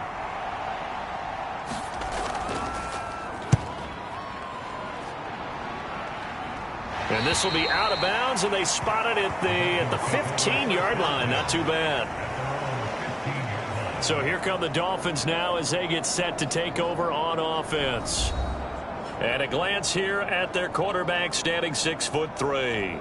And if you go by the numbers, he's had a Pro Bowl type season, and maybe that's even selling him a little bit short. He's the NFL leader in touchdown passes to this point in the year, and with the end of the season not too far away, he's got his guys playing at a very high level. They'll run with Walker to begin the drive. And he's going to lose yardage here back to the 12-yard line. Call it a full 3 yards in the wrong direction there. Brings up 2nd down. I know that speed is the hallmark of today's NFL game, but the key to good rushing defense is still having your linebackers set the edge.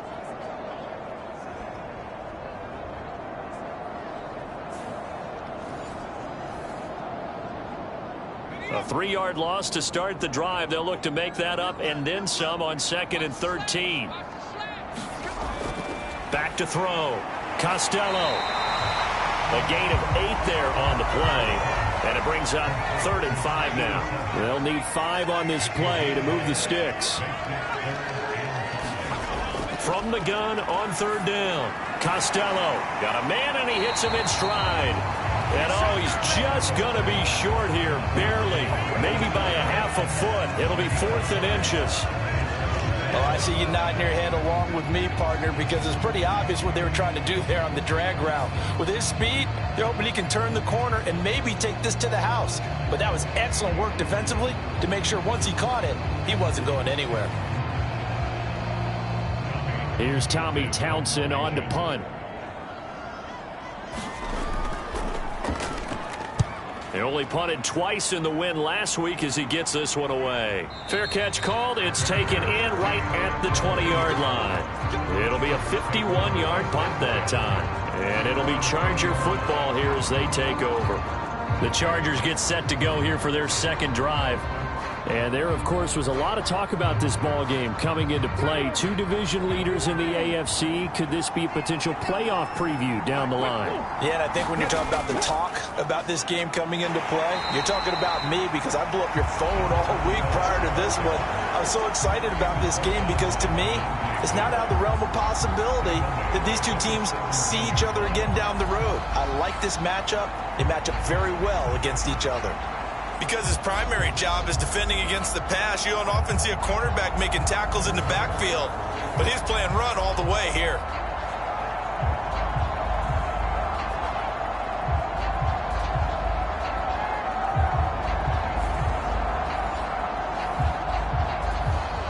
After the loss, they'll come up 2nd and 13.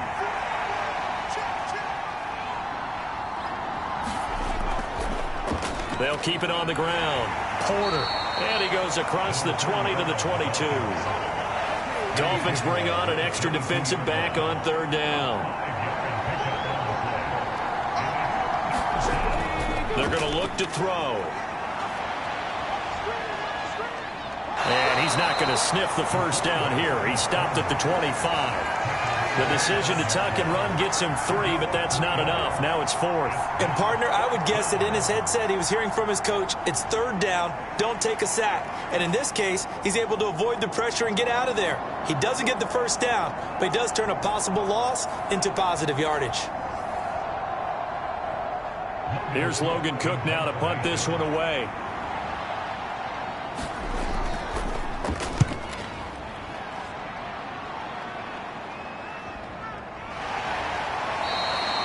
So a change of possession here on the punt. And it'll be Dolphin football.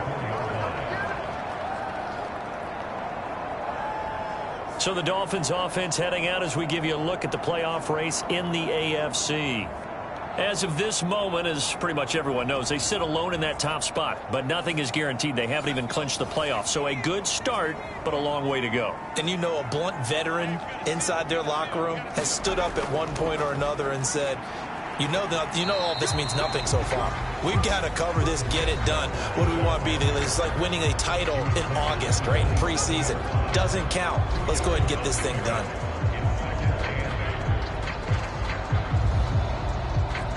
They'll break the huddle, come up on 2nd and 8 at the 27-yard line.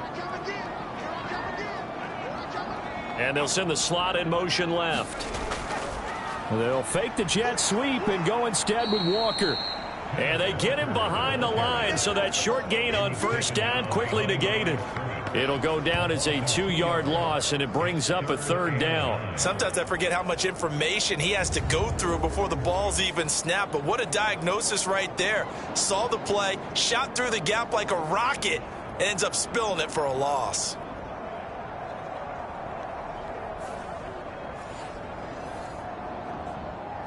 Here's 3rd and 9.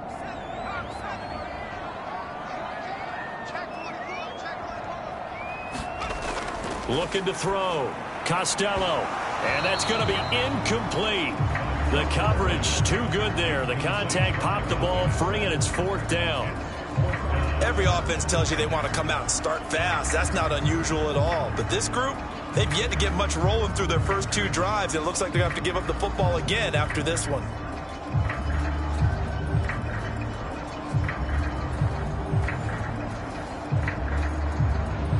Here's Tommy Townsend now as he'll punt it away for the 2nd time.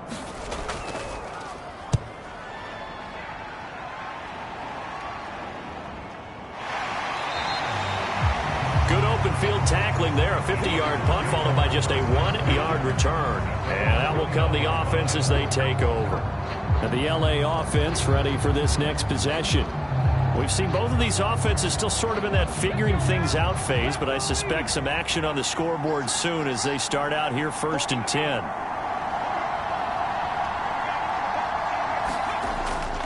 They'll start this drive out on the ground, and they'll get him down after a pickup of 8, 2nd and 2.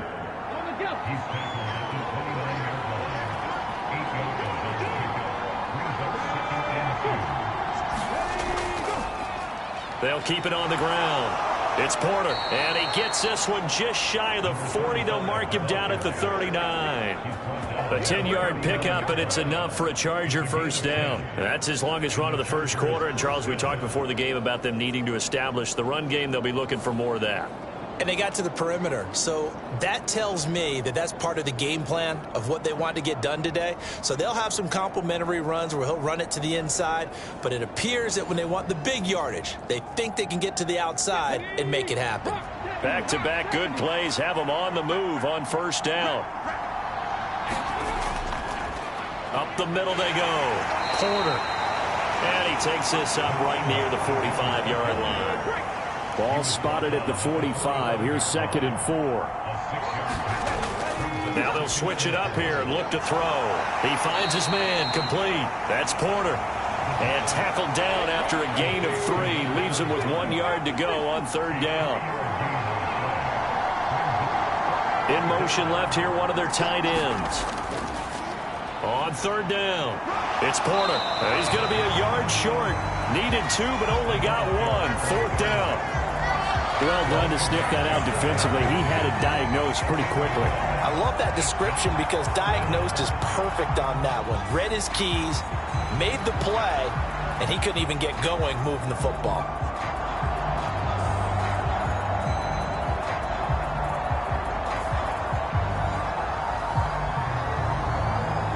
Here's Logan Cook now as he's on to punt for L.A.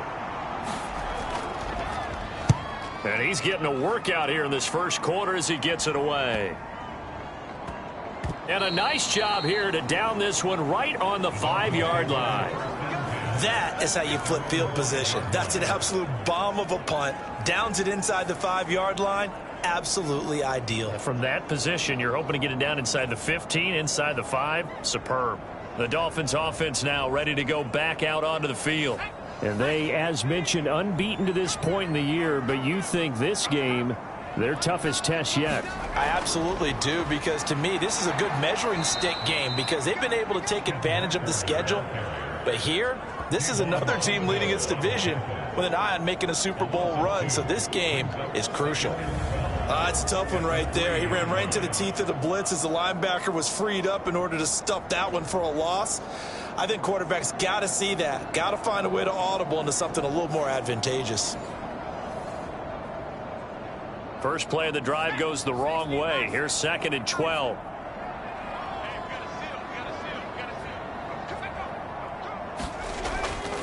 Sticking with Walker on 2nd down. They'll try to get forward, but he's going to be stopped in his tracks at about the 3.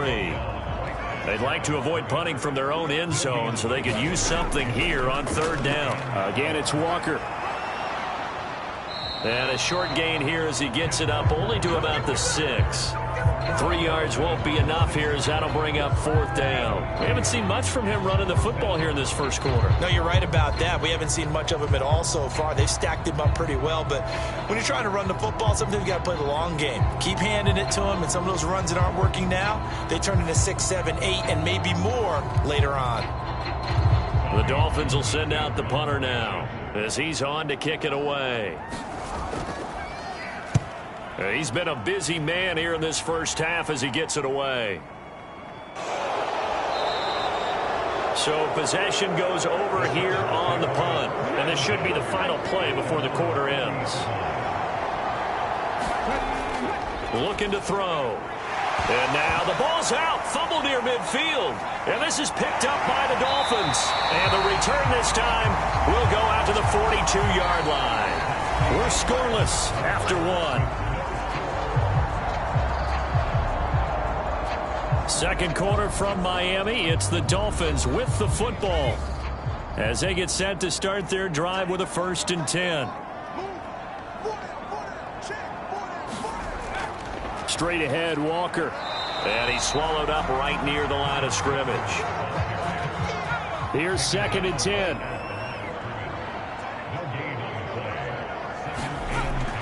Back to throw. Costello. That's complete to DK Metcalf. And he's going to get this down near the 30-yard line. The first catch of the ball game there for Metcalf. And a 1st down to boot. That reception, it brings him up to the 700 plateau. He's at 700 career NFL catches now. And that club in baseball, a rather exclusive club, and one we talk about all the time. In football, puts you in the top 50 all-time range. Not so bad either. And he's down into the red zone at the 15 after a gain of 15. 1st and 10. I think the best offenses love to get the ball to their running backs in open space because they have the ability to make people miss, and they also have the ability to run over people. And if you do that throughout the game, after a while, they might just run through some of those tackles and go a long way. Well, we saw him shed a nice tackle on that play. Walker now on 1st and 10. And now they're inside the 10 as he's brought down at the 9. This is a 2nd and 4, ball at the 9.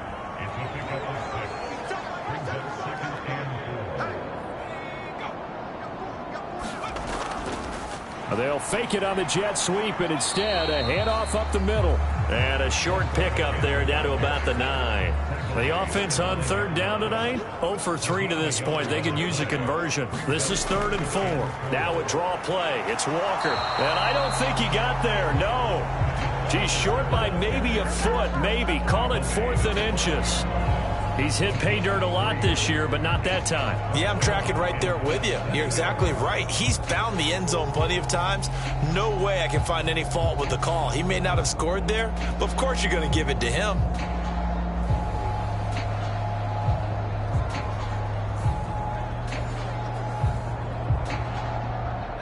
Mike McDaniel dialing up the risk here a little bit on 4th down. They're going to go for it. They'll run for it with Pacheco. And he won't have the touchdown, but he will have the 1st down as he's tackled at the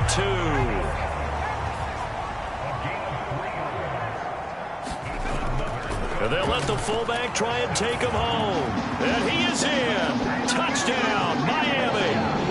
Alec Ingold is his third rushing touchdown on the year. And the Dolphins post the first points of the ball game as they take the lead here in this second quarter. And that's why you have the fullback, Charles. Couldn't get it in the play before with a smaller guy. Turned to a little more power. They score. And now it has to warm the hearts of a lot of old school football fans. They love when they get to see a little bit of power football. Now for the extra point, Daniel Carlson.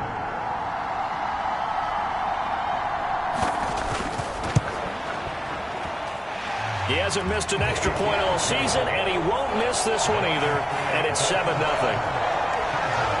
So that drive takes him down the field in 8 plays, and it's culminated by a 2-yard touchdown run.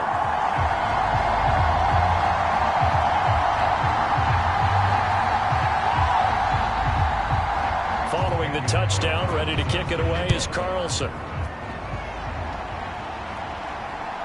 From a couple yards deep, he'll bring it out of the end zone.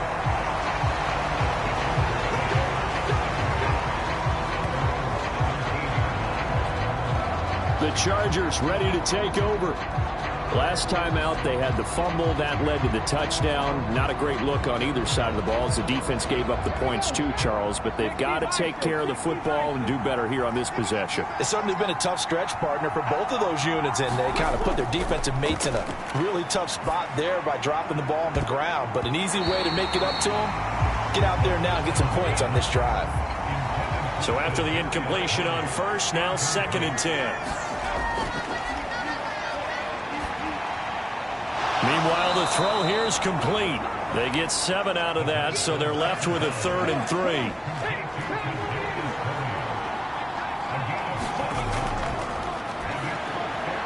Oh, that's into a double team, and it's intercepted. It's Deonte Banks with it, and he brings it back to right around the 26-yard line. Certainly not his best throw that time, and not a good time to make it, Charles, when they were a nickel with 5 defensive backs on the field. And that's exactly why you have those 5 DBs out there. You want extra speed on the field, guys who have ball skills and understand what the passing game can do, and gives them a chance to react and make a play on the football, and they take one of those away.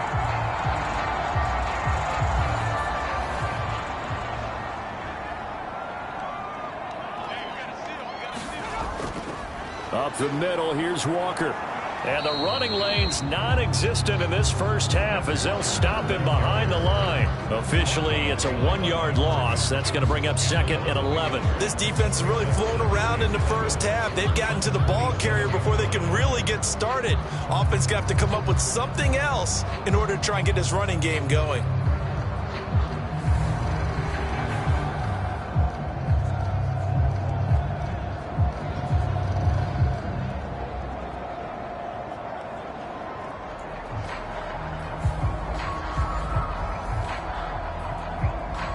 After the loss to start out, here's 2nd and 11.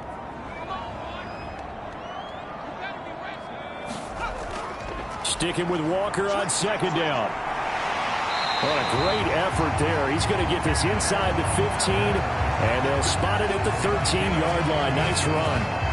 A Miami first down on the 14-yard pickup. Although his reputation as a speedy runner precedes him, it's always fun to watch him work. It is eye-opening, isn't it? Because when you see him get the ball and just go, in addition to that speed, it helps out his blockers. They don't have to hold blocks for long because he's just going to speed right past them. From the 13 now, they work on 1st and 10. Looking to throw. Costello. That one tipped, and it's incomplete. But good hands there defensively at 2nd down. Out of the gun, they'll look to throw. Into a double team, and it's intercepted. Picked by Antoine Winfield Jr. And the Chargers are going to have it here at their own 15. And as we've seen, points have been precious so far, and they just threw some away on that snap. And look, let's face it, as we advance further into this game, that play will be on the minds of everyone who's watching it. They wonder if this is the turning point. Is this the spot where those points were given away and could cost them a ball game? The offense for Los Angeles returns to the field. They're sort of seeing themselves spiral out of control. Let's see if they can get things back on track. And this is where the coach is walking that line of being calm and really being firm with his team. I had one tell me once, when we were having a tough patch, this too shall pass, this too shall pass. And if we kept having a rough patch, he said, but you got to do something to make it pass. And that's what they have to do. They've got to get some control back, get themselves reasserted, and calm things down. See if they can get calm and reassert themselves here. And he finds enough of an opening to get this one back up to his 20. Here is 3rd down and 4. Now back to throw. A short throw to Ingram. And he's just going to be short here, barely. Maybe by a half a foot. It'll be 4th and inches. If this were baseball, we'd call this small ball. Instead of pushing it downfield, they throw a short pass trying to pick up the 1st down, but the defense rallies to the football and stops him short, bringing up a 4th down.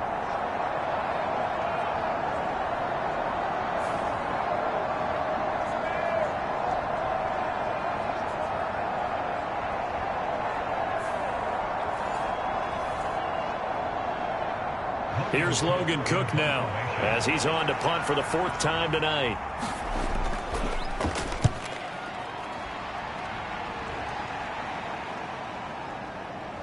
Nifty move. It'll be a net of 40 yards following a punt of 44. And they will take over 1st and 10. Out comes the Miami offensive unit now. They get set to take over. In a close game like this, Charles, those interceptions like they had on the last drive could be costly, but here they've got another opportunity to seize control of this game. And they'd better take advantage of it, because otherwise, if they end up losing by 1 score, they'll relive this over and over and over until they have another opportunity to wipe it away. After the incomplete pass, here now is 2nd and 10. To throw again. Costello. He'll get this to his tight end. That's Pat Fryermuth. And he'll be taken down, but not before they work it across midfield. That good for 21 yards on the catch and run. So many times in my career, I've heard coaches talk about completions are one thing, but as long as we're there at the catch and we get guys on the ground, we can live with that. But if you're going to give up 10, 12, 15 yards after the catch, then your defense is going to be in a lot of trouble.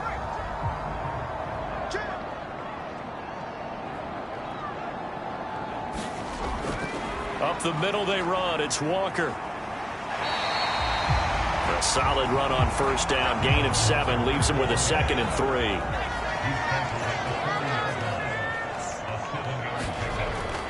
3. Sticking with Walker on 2nd down.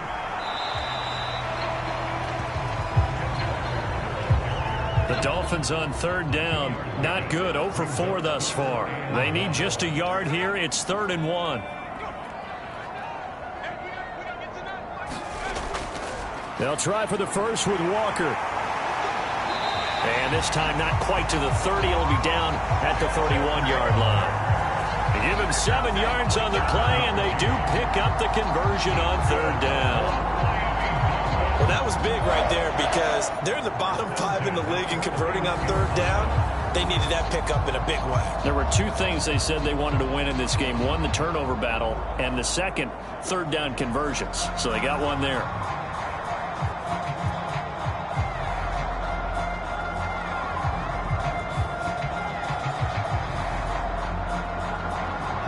Line of scrimmage, the 31 now on 1st and 10.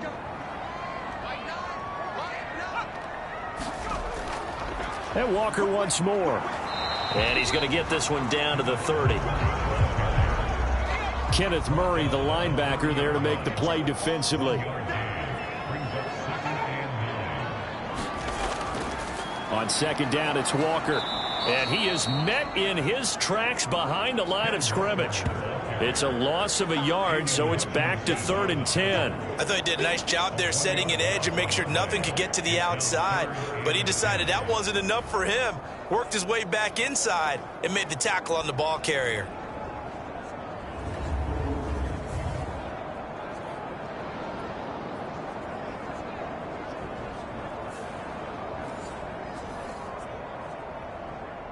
Here comes the 8th play of the drive, and they need a full 10 yards on 3rd down. Back to throw. Costello being chased out left. And he's brought to the ground with another first down at the Chargers' 13-yard line. The coverage may be too good that time as he breaks away for 19 with his legs and a first down.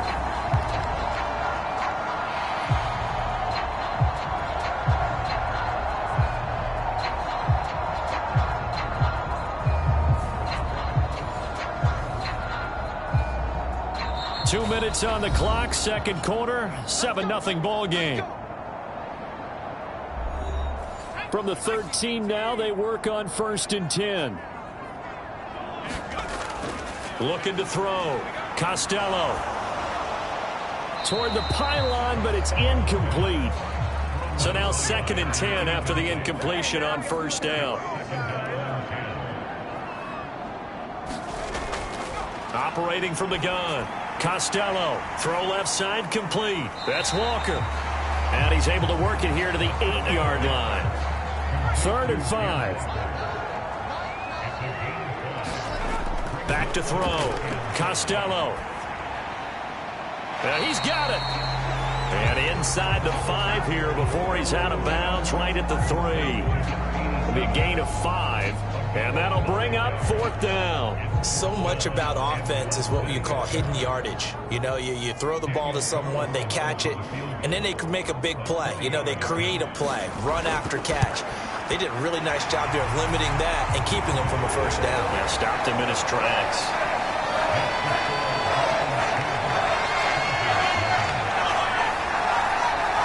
So a long drive gets him down inside the 5, but ultimately they settle for just the field goal. And I have to think that if maybe they were a yard closer, that would have made their decision tougher, and I think they likely would have gone for it. But in this situation, they just decided to take the 3, and I think it was a smart move. And now out on the field, here comes Los Angeles. Charles, we'll see what they can do here. Not a ton of time left, but enough certainly to get points out of this drive, and they need them right now because they're trailing. Yeah, this is exactly why you practice a 2-minute drill all through camp and at least one practice each week before a game. A minute left, more than enough time to string a few completions together, reach the end zone, and then make that walk back to the locker room just a little more animated. Right off the bat, it's a first down to start the drive, 12 yards. Any questions of how they'd approach this drive were answered right there. They come out throwing, and they get a nice pickup here toward the end of the first half.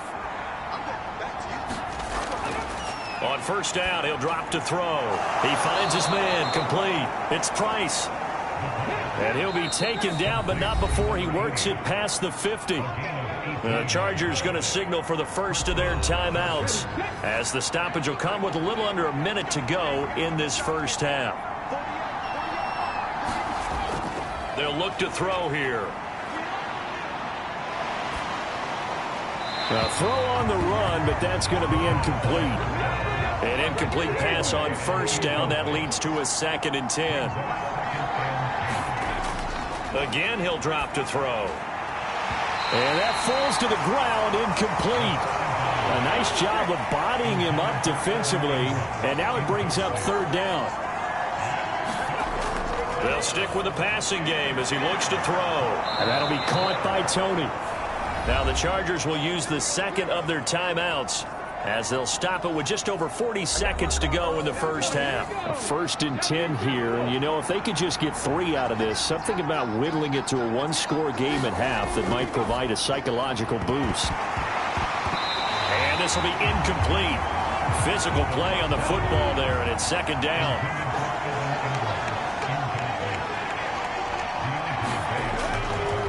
He'll look to throw. And this one incomplete. Too much contact to hold on to that one, and it's 3rd down.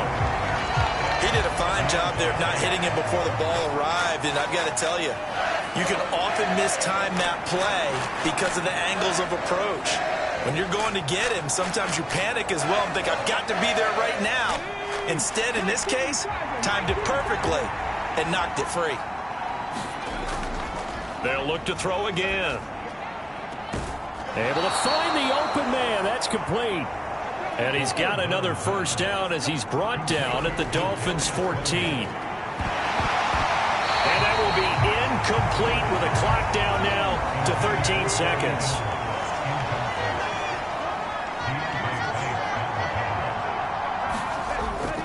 On 2nd and 10, he'll look to throw again. And he comes back with one complete.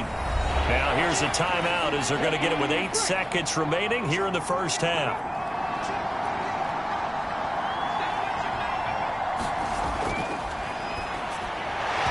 And that is incomplete, stopping the clock with 5 seconds to go. My first thought is surprise because that's one of the better tight ends around, and I've seen him pull in balls like this before. But how about a little credit to the defense forcing that incompletion? So they won't get a touchdown, but here's a chance to at least get 3 to end the first half. From the right hash here, should be an easy one. The kick by Fairbairn is good, and they get themselves on the board here. It's 10-3.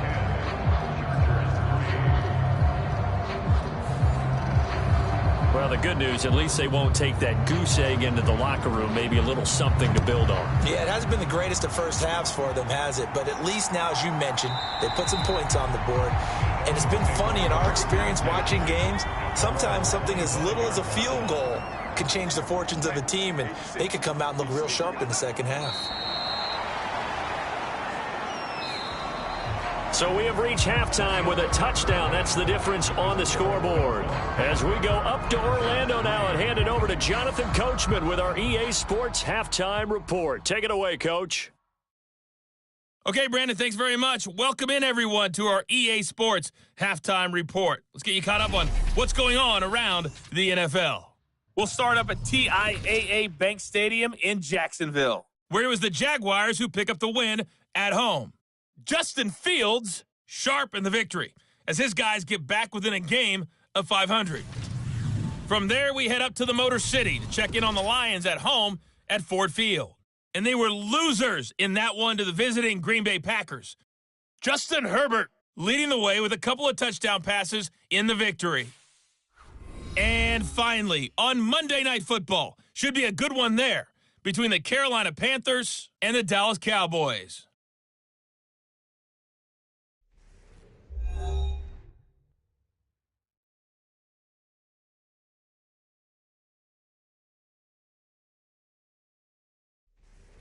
All right, Coach, thanks. Yeah, both teams likely to make some changes in what's been a closely fought battle to this point.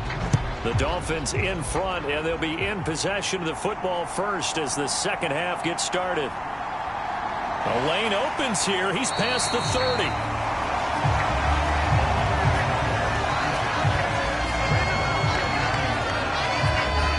Out comes the Dolphins now. They'll go on offense first here in this third quarter. Now, this game has obviously been all about the defense on both sides of the football. Which offense is going to break through here? We'll see if they can do it on this drive. Throwing to start the drive. Costello. Throw out wide to Walker. And able to break one tackle, but then quickly brought down. But a nice little gain. So the completion good for 7 there. And it's second down. Well, partner, this offense 12-0 now on the year following their latest victory. And during the week, a lot of folks making comparisons between. And the Chargers rush is going to get there. Down he goes. Derek Brown in there to get him, and that is sack number 6 now for him on the year. That's their first time getting to the quarterback, sack number 1. And, you know, they had 5 last week, I'm remembering. And you have to find a way to slow down the pass rush, not necessarily with just protecting your quarterback, but you show them a lot of different looks, and they did that in the first half. You know, different angles, different things to slow down the speed.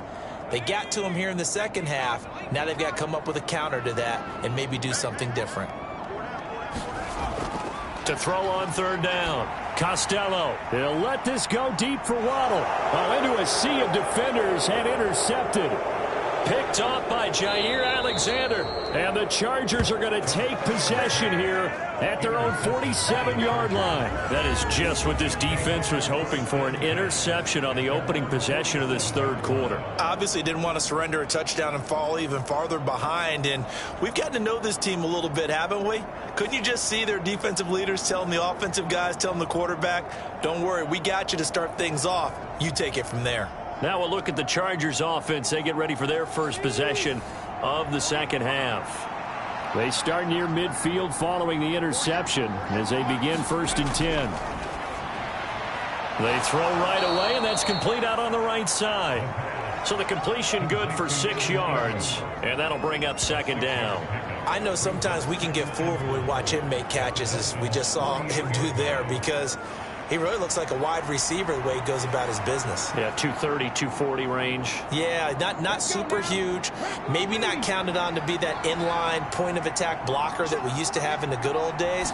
But you can flex him out. You can run wide receiver routes with him. You can make him a primary target, and that's how he'll shred the defense. Heavy set out there on 3rd and 1.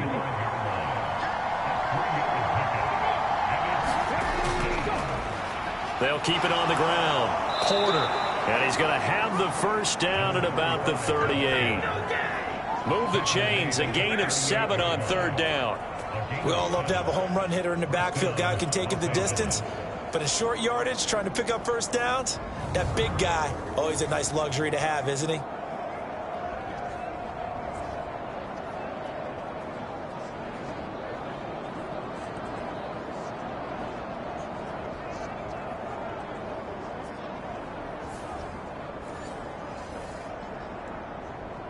So here's a 1st and 10 at the 38.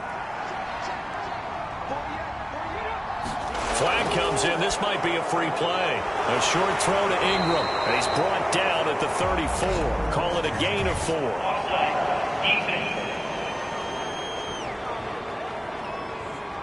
And that one was relatively easy to see. I noticed that from up here. Yeah, it doesn't take a whole lot, does it? Sometimes you get multiples. What I always love on these offsides is when each side points at the other. Hey, you did it. No, you did it. They deciphered that one correctly. Now this one complete on the slant route. And he gets this one inside the 15, just a yard or 2 shy of the 10. That good for 21 yards on the catch and run. And it's pretty evident that this passing game has been frustrated so far. They haven't really moved the ball the way we might have expected, but this is a good pickup here for the 1st down.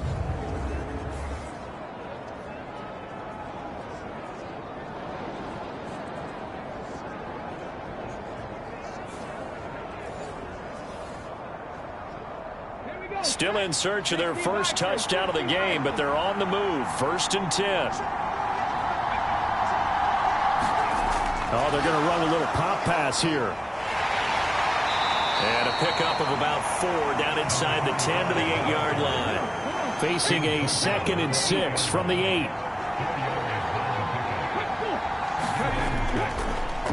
And now a fake on the jet sweep and a give to Jones.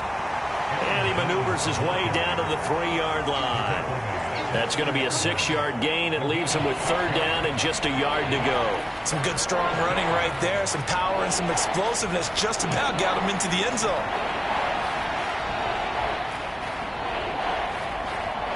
This will be play number 7 on the drive. 3rd and a yard. This is caught. So he'll be stopped here for no gain. And that's going to make it 4th down. Excuse my snarkiness here, but isn't the idea of completing a pass supposed to mean you get downfield and gain yards? Especially on 3rd down. Yeah, that one. How about the defense? Figured that one out in a big way. Yeah, they completed it all right and lost yardage. Now Kaimi Fairbairn for the field goal try. From the right hash at a bit of a tight angle. The kick by Fairbairn is good, and that'll bring him back within 4.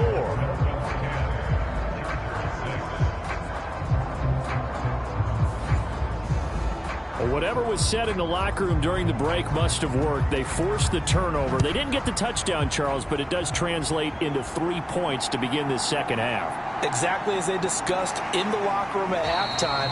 Get some points to get things kick-started. Now start your half off with some momentum. Gives you something to build on for your next possession. The Dolphins offense now working their way back onto the field. Their defense has done the job. Now it's the offense's turn as they've got it 1st and 10.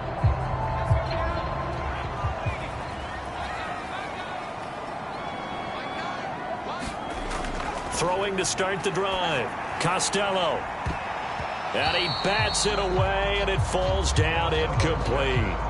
Offenses all over continue to be aggressive, and most people never turn down a shot at a deep ball. But oftentimes, it attracts a little bit of extra attention, and it did on that play, and that one got knocked away. So after the incompletion, 2nd and 10 from the 22. Looking to throw. Costello. And this will go as a gain of 7 as he gets it to the 30-yard line.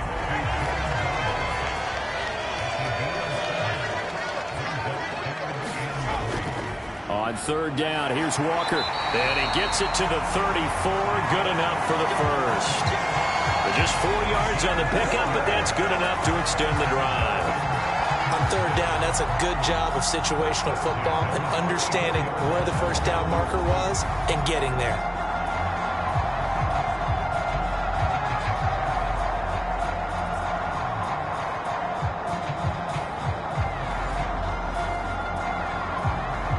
From the 34 now, here's 1st and 10.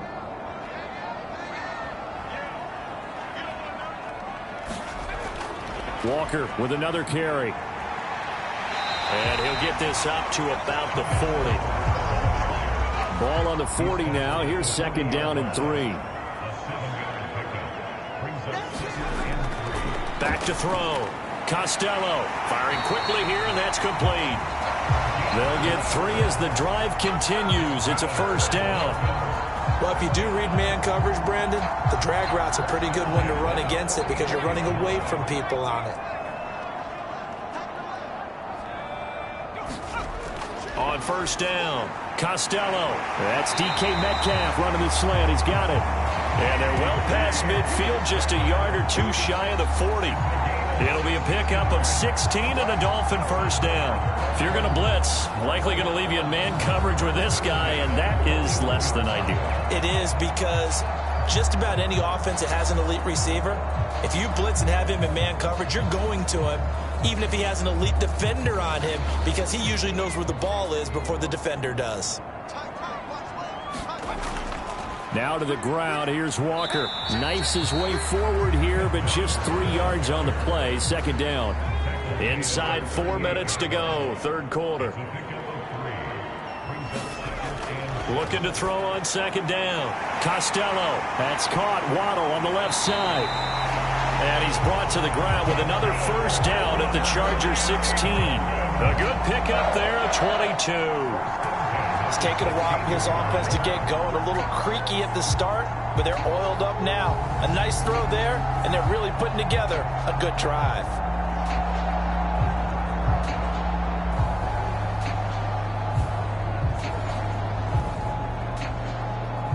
So the ball down to the 16 here for 1st and 10. Trying the left side with Walker. And able to get him down, but he does reach the 5. Another strong gain on the last 2 plays. They've moved it a combined 33 yards. Looks to me like maybe there's a little attrition setting in with this drive, because when you see that type of a run, I get the feeling the defense gets a little bit tired. And that's the last thing they need, especially when they look up at the scoreboard.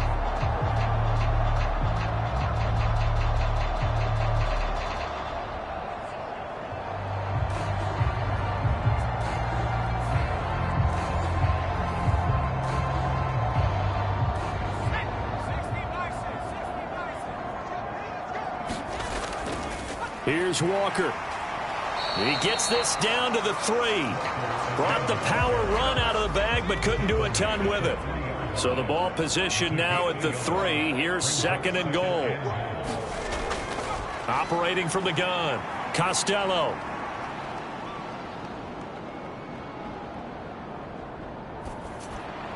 And that is caught. Touchdown, Miami. DK Metcalf with touchdown number 7 on the year. And they are able to add on to their advantage. Circle that drive because that might be one to remember. Well executed to give them a little cushion. Well, let's take it into the boxing ring. You talk about them commanding it, keeping the fight where they wanted to, whether it was in the center of the ring or putting them on the ropes because it was jab, jab, jab. And finally, the haymaker to put that drive away.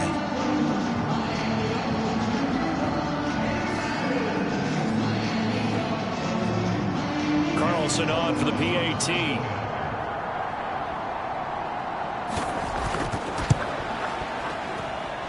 It's good, and now it's an 11-point lead, 17-6. A pretty long drive that time, 11 plays all told. And it's DK Metcalf who finishes things off with a touchdown reception.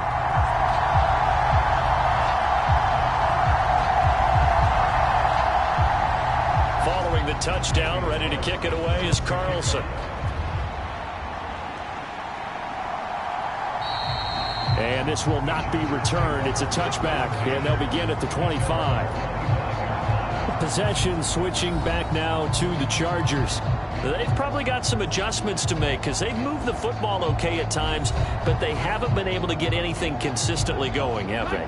What you worry about is it almost turns into a basketball game where one team's coming down and hitting threes, and you're coming back and getting twos, and you steadily lose ground. In this situation, you're talking about touchdowns to field goals. They want to put in the end zone and put those sixes on the board. Yeah, they've been settling. That's why they're down on the scoreboard right now. That's complete to Tony. And down he goes, but he takes it up to the 40.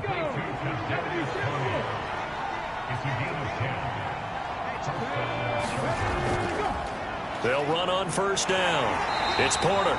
And he'll take this ahead for about 4. Second down coming up.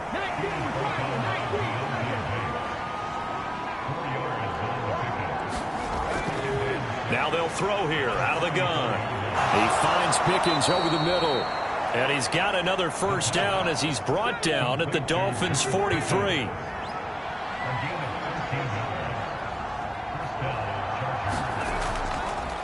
Now a handoff up the middle. Porter.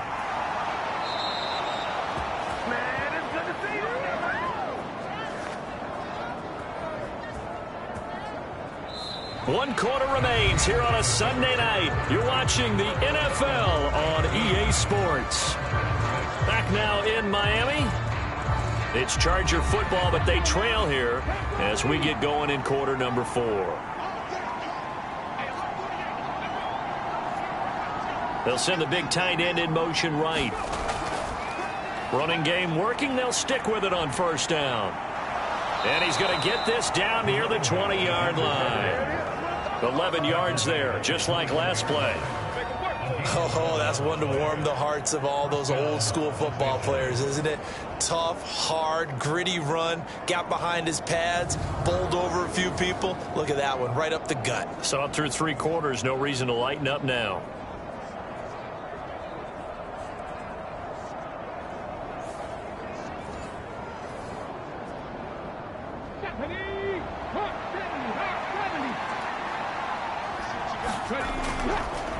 On first down, it's Porter. And stopped a few yards shy of the goal line at the 3. 95 yards rushing for him so far in this one as he nears 1,400 for the year. I hope we give enough respect to the big guys up front because they have been getting it done on this drive. The holes have been large, and they've been barreling through them, picking up first downs.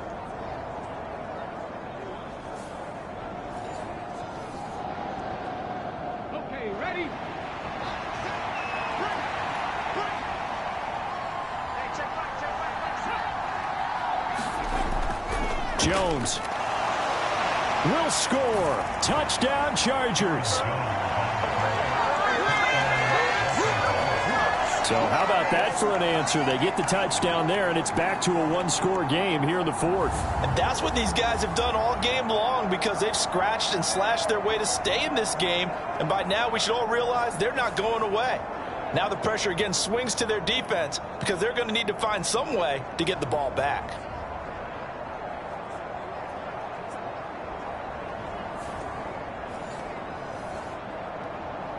Here we go now as we get set for a big 2-point conversion. They'll try and throw for it. And he will get into the end zone as a 2-point conversion is successful. And the lead is down to a field goal here in the 4th. I guess the coach looked at the two-point cheat sheet, said go for it, get it to a three-point game, and they did it. Yeah, and sometimes you just throw out time of game. You don't worry about that. There's just a feel sometimes in making that call, and he felt good about what he had for a two-point conversion, and now they're only down 3 and feeling great about themselves.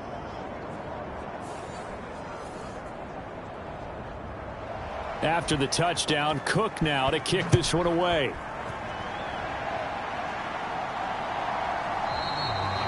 And he'll elect not to return this one, so they'll bring it out to the 25 on the touchback. And as this offense makes their way back out, it's AFC playoff race time as we give you a look.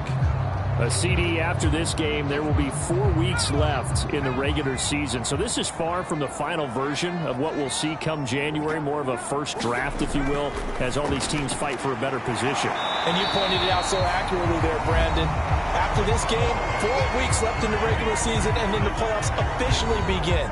But for some teams, trying to fight to make it to the playoffs, they're actually in a playoff push right now. Running left is Walker. And he'll bring it up here to right at the 40-yard line. 7 yards there and a first down.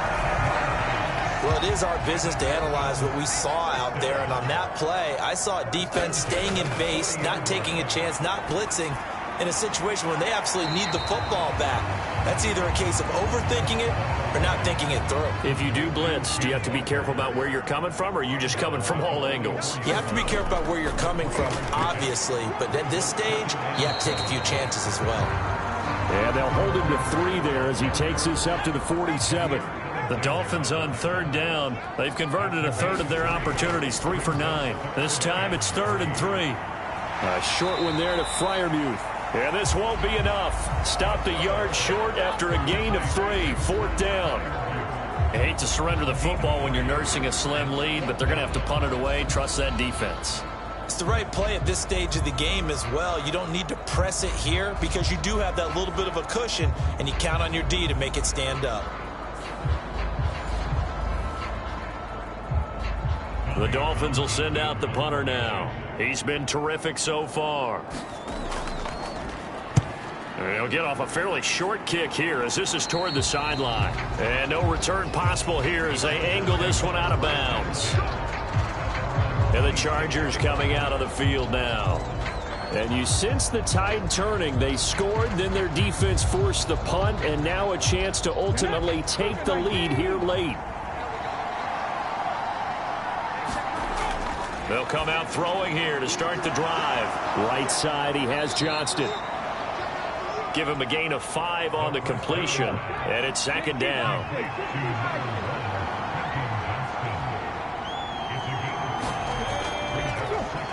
Up the middle they go.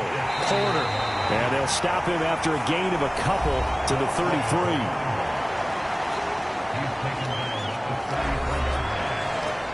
The Dolphins bring on an extra defensive back on 3rd down. They'll keep it on the ground. It's Porter. And he'll be tackled about 2 yards shy of the line to gain. A 1-yard pickup leads to 4th down. We talk about defenders, specifically linebackers, keeping their eyes in the right spot. He had that eye down the entire time. And you know that's not easily done because they throw a lot of misdirection at you. They try and fool you and get your eyes in the wrong place. But you're right about that one. He correctly figured that one out and made a really nice play. Here's Logan Cook now as he'll come on for his 5th kick of the night.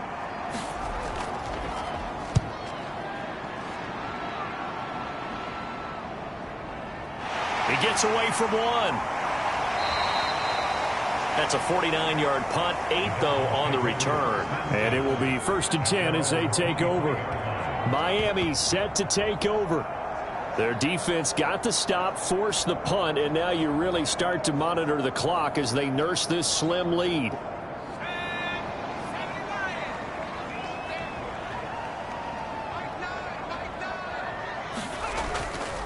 They go play action here on 1st down. Catch is made by Metcalf.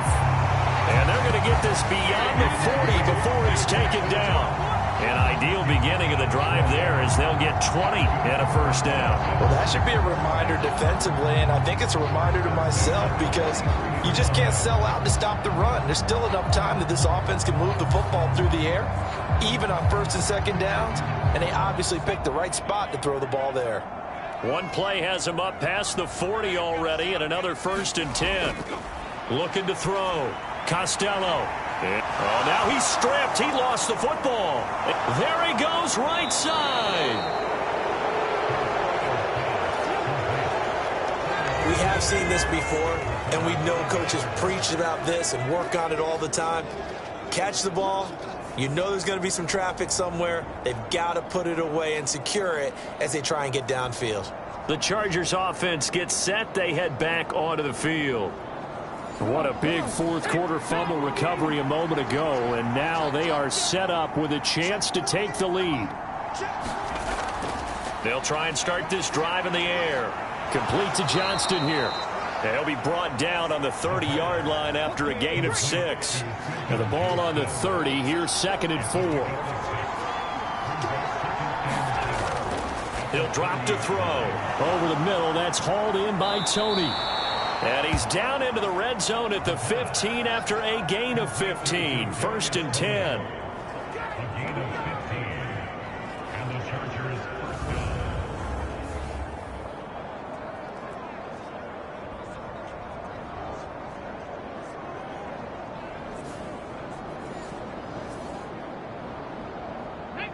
Line of scrimmage, the 15. It's 1st and 10. Now a handoff up the middle. Porter.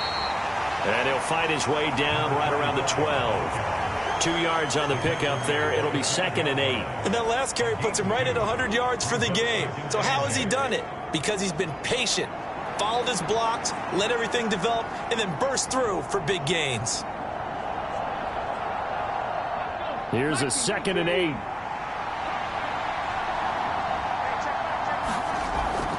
He'll look to throw. Looking left side, and he's got a man. That's Price. Short completion, just 4 yards, and it's 3rd and 4 now. Well, the strategy was evident there. Get it to your tight end and make it a one-on-one play with a cornerback. Who's usually going to win that one? The tight end, but not there. Not in this situation. How about the corner defeating that logic and making a really nice tackle?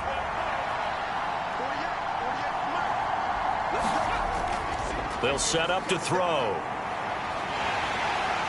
And he won't get close. Only a yard, 4th and 3. Well, it certainly appears to me that the defensive guys are starting to look a little bit tired while he still has some fresh legs. Not the biggest gain we've seen on a scramble, but still some positive yardage on a play that initially looked like a sure win for the defense. So the field goal unit is on the field as this is a big spot right here. From the left hash, should be a fairly easy one here. Fairbairn able to put this one through. And in the 4th quarter, this game is tied.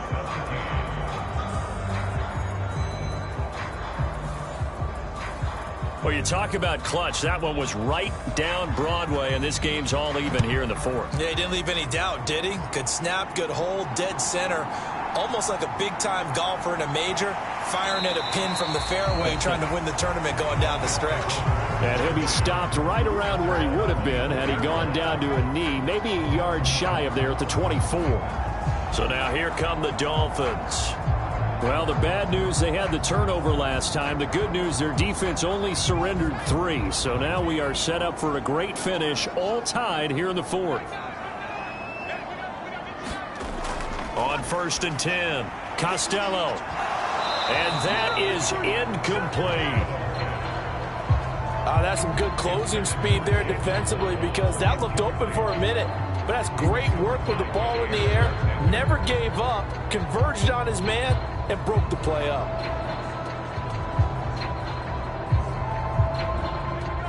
So after the incompletion on 1st, now 2nd and 10.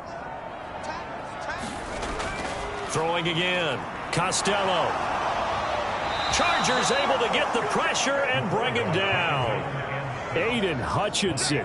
It'll go as a loss of about 8 as he gets in there to drop him. Okay, you know my bias is about to come out here. A lot of people think that the offense is just moving in the wrong direction. I'd say they're moving in the right direction because the defense is pushing them back. Former defensive guy. Now, as a quarterback, 3rd and long, you really got to rally the troops here, don't you? Yeah, you do in a big way. And what else do you have to look out for? More pressure coming at you because it seems to be working pretty well. Possibly a turning point. Big play coming. This is 3rd and long. Operating from the gun. Costello. This one into the hands of Metcalf. They wind up getting 16, but even that's not quite enough. It's 4th down. One of the selling points of the in route is it gives the quarterback a really nice sight line to his receiver and almost on a direct shot able to throw the ball into the middle of the field and have a great chance of success as they did on that play.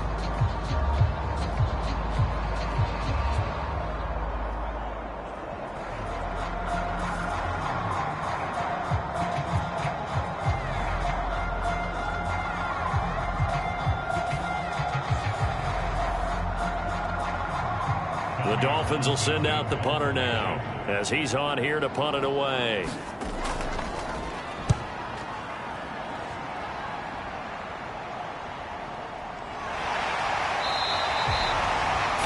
Yards on the punt there. And the Chargers will be backed up deep to begin their drive as they take over 1st and 10. L.A. set to take over again on offense. Excellent job by their defense to force the punt and provide them with this opportunity, all tied in the 4th quarter. Here's 1st and 10.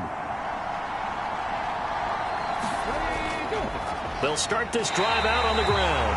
And not much to speak of. Call it a 1-yard gain up to the 15. Getting down to the good stuff. All tied with 2 minutes remaining on EA Sports. They'll come up now on 2nd down. Now a shotgun snap as they'll look to throw. Into the hands of Ingram. If you've been waiting all day for this Sunday night has been worth the wait. It's 3rd down here. And he's able to get this one up to his 30 before he's out of bounds. Short yardage situation, you have to wonder if they thought that they were just going to run it inside. But you have to be cognizant of the back slipping out of the backfield trying to find some open space. And that's exactly what he does to the tune of a 1st down.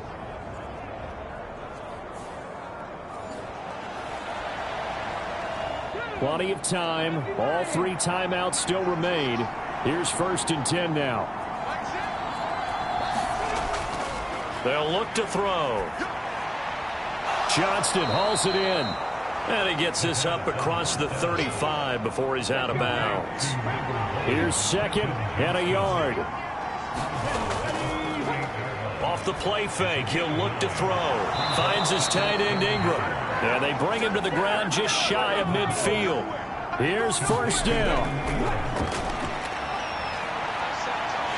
And he can't get a throw away. He's taken down. They'll come up now. This is 2nd and long. And that'll be incomplete. Took a pretty good shot as he tried to pull that one in. Couldn't hang on 3rd down. This crowd turning up the decibel level. It's 3rd and long. Back to throw here. And they do get this across midfield to the 49, but a small consolation prize as he's well short of the 1st. Here's Logan Cook now as he'll come on to kick for a 6th time tonight.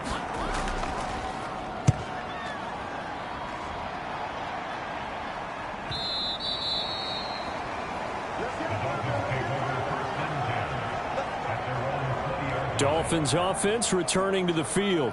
Well, partner, here it is. They've got the chance to win the game. You'd have to think they need to get it near the opposite 40 to have a chance to kick a game-winning field goal. We'll see what they can do. And you're right about that, because if we look at it in macro, that's what it looks like.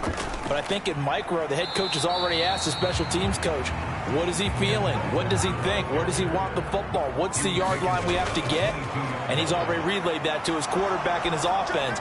They know what the goal is. Now the key, can they get there? This ball tipped, and it's going to be incomplete. Fortunate maybe to get that back. It's 3rd down. They'll fake the jet sweep and go instead with Walker. And they will rally and stop him short of the first down. They get him to the ground at the 26. The Dolphins will send out the punter now, as he'll come on to kick this one away. He's averaging just under 50 yards a punt as he gets this away. Fair catch called. It's taken in right at the 20-yard line.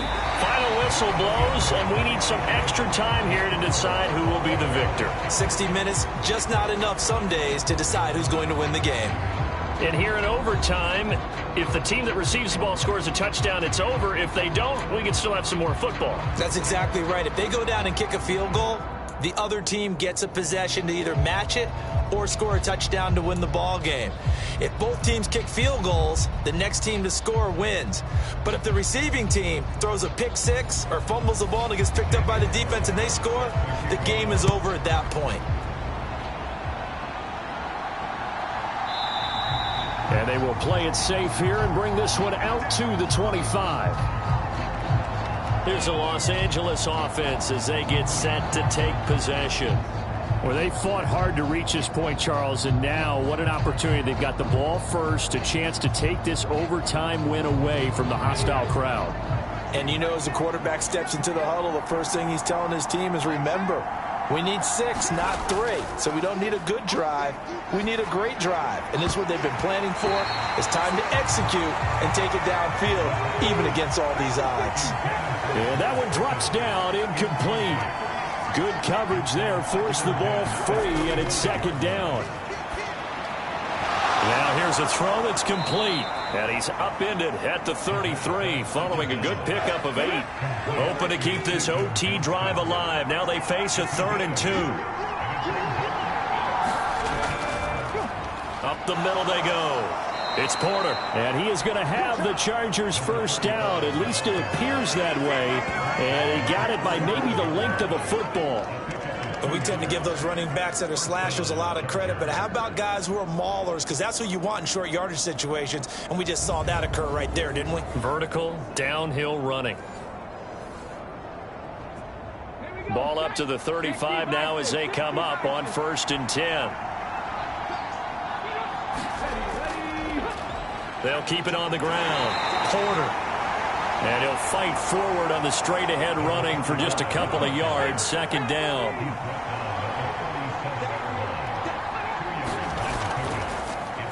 Now a handoff up the middle. It's Porter. And that'll be good for 8 yards to the 45. I thought that was a good call. Passing situation on 2nd down. They hit him with the draw instead and pick up nice yardage. Yeah, because the draw, they're thinking pass when they see that initially defensively, right? Well, you know, in today's NFL, most of the time on 2nd and long, when it's a passing situation, pass rushers are on the field and they're only thinking one thing, get to the quarterback. And oftentimes you can bypass them with a running play. And he is going to have the Chargers first down as they're able to get the 3rd down conversion. They go with the ground game, pick up the first, now in plus territory. And that changes the whole mentality of a play caller, doesn't it? Once they cross the 50, they feel like they're in the strike zone, all right? You don't have to be in the red zone to take those big shots downfield or go after the end zone. Right now, that might be available to them. And now this first drive in OT continues. Now a throw here, hauled in. This will be stopped about 2 yards shy of the marker. 8-yard gain, 2nd and 2.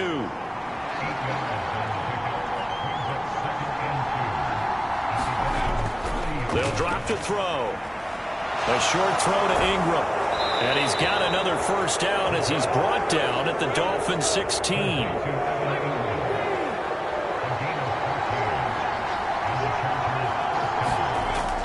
Back to throw. And he is in for the score. And it is absolute stunned silence here as they win it on the road in overtime. As the fans exit back out through the turnstiles, not happy looks on their faces. Feel like they probably let this one slip away at home in overtime. I would agree with that, and their unhappiness hurts the guys at the concession stands on the way out, right? Not stopping to buy something for the kids. They just want to get home. But what a dramatic way to finish this bad boy off. I mean, this game was dramatic all the way through. That's why we got to overtime. And then to go ahead and finish it this way, the fans streaming out unhappy. But the team that came in here and won this one on the road, they sprinted to their locker room. And speaking of buying things, dinner on you tonight, Davis. I kind of figured that was coming. So for L.A., the win pushes their record now to 11-2 on the year. And they'll get another road test next week as they head to Cleveland to take on the Browns. Meanwhile, for the Dolphins, it's their very first clunker of the year as they'll fall to 12-1. And they'll be on the road next week as they get a date with the Jaguars in Jacksonville. That'll do it for us. I'm Brandon Gaudin alongside Charles Davis. Thanks to our entire crew as well. We'll talk to you next time. So long, everybody.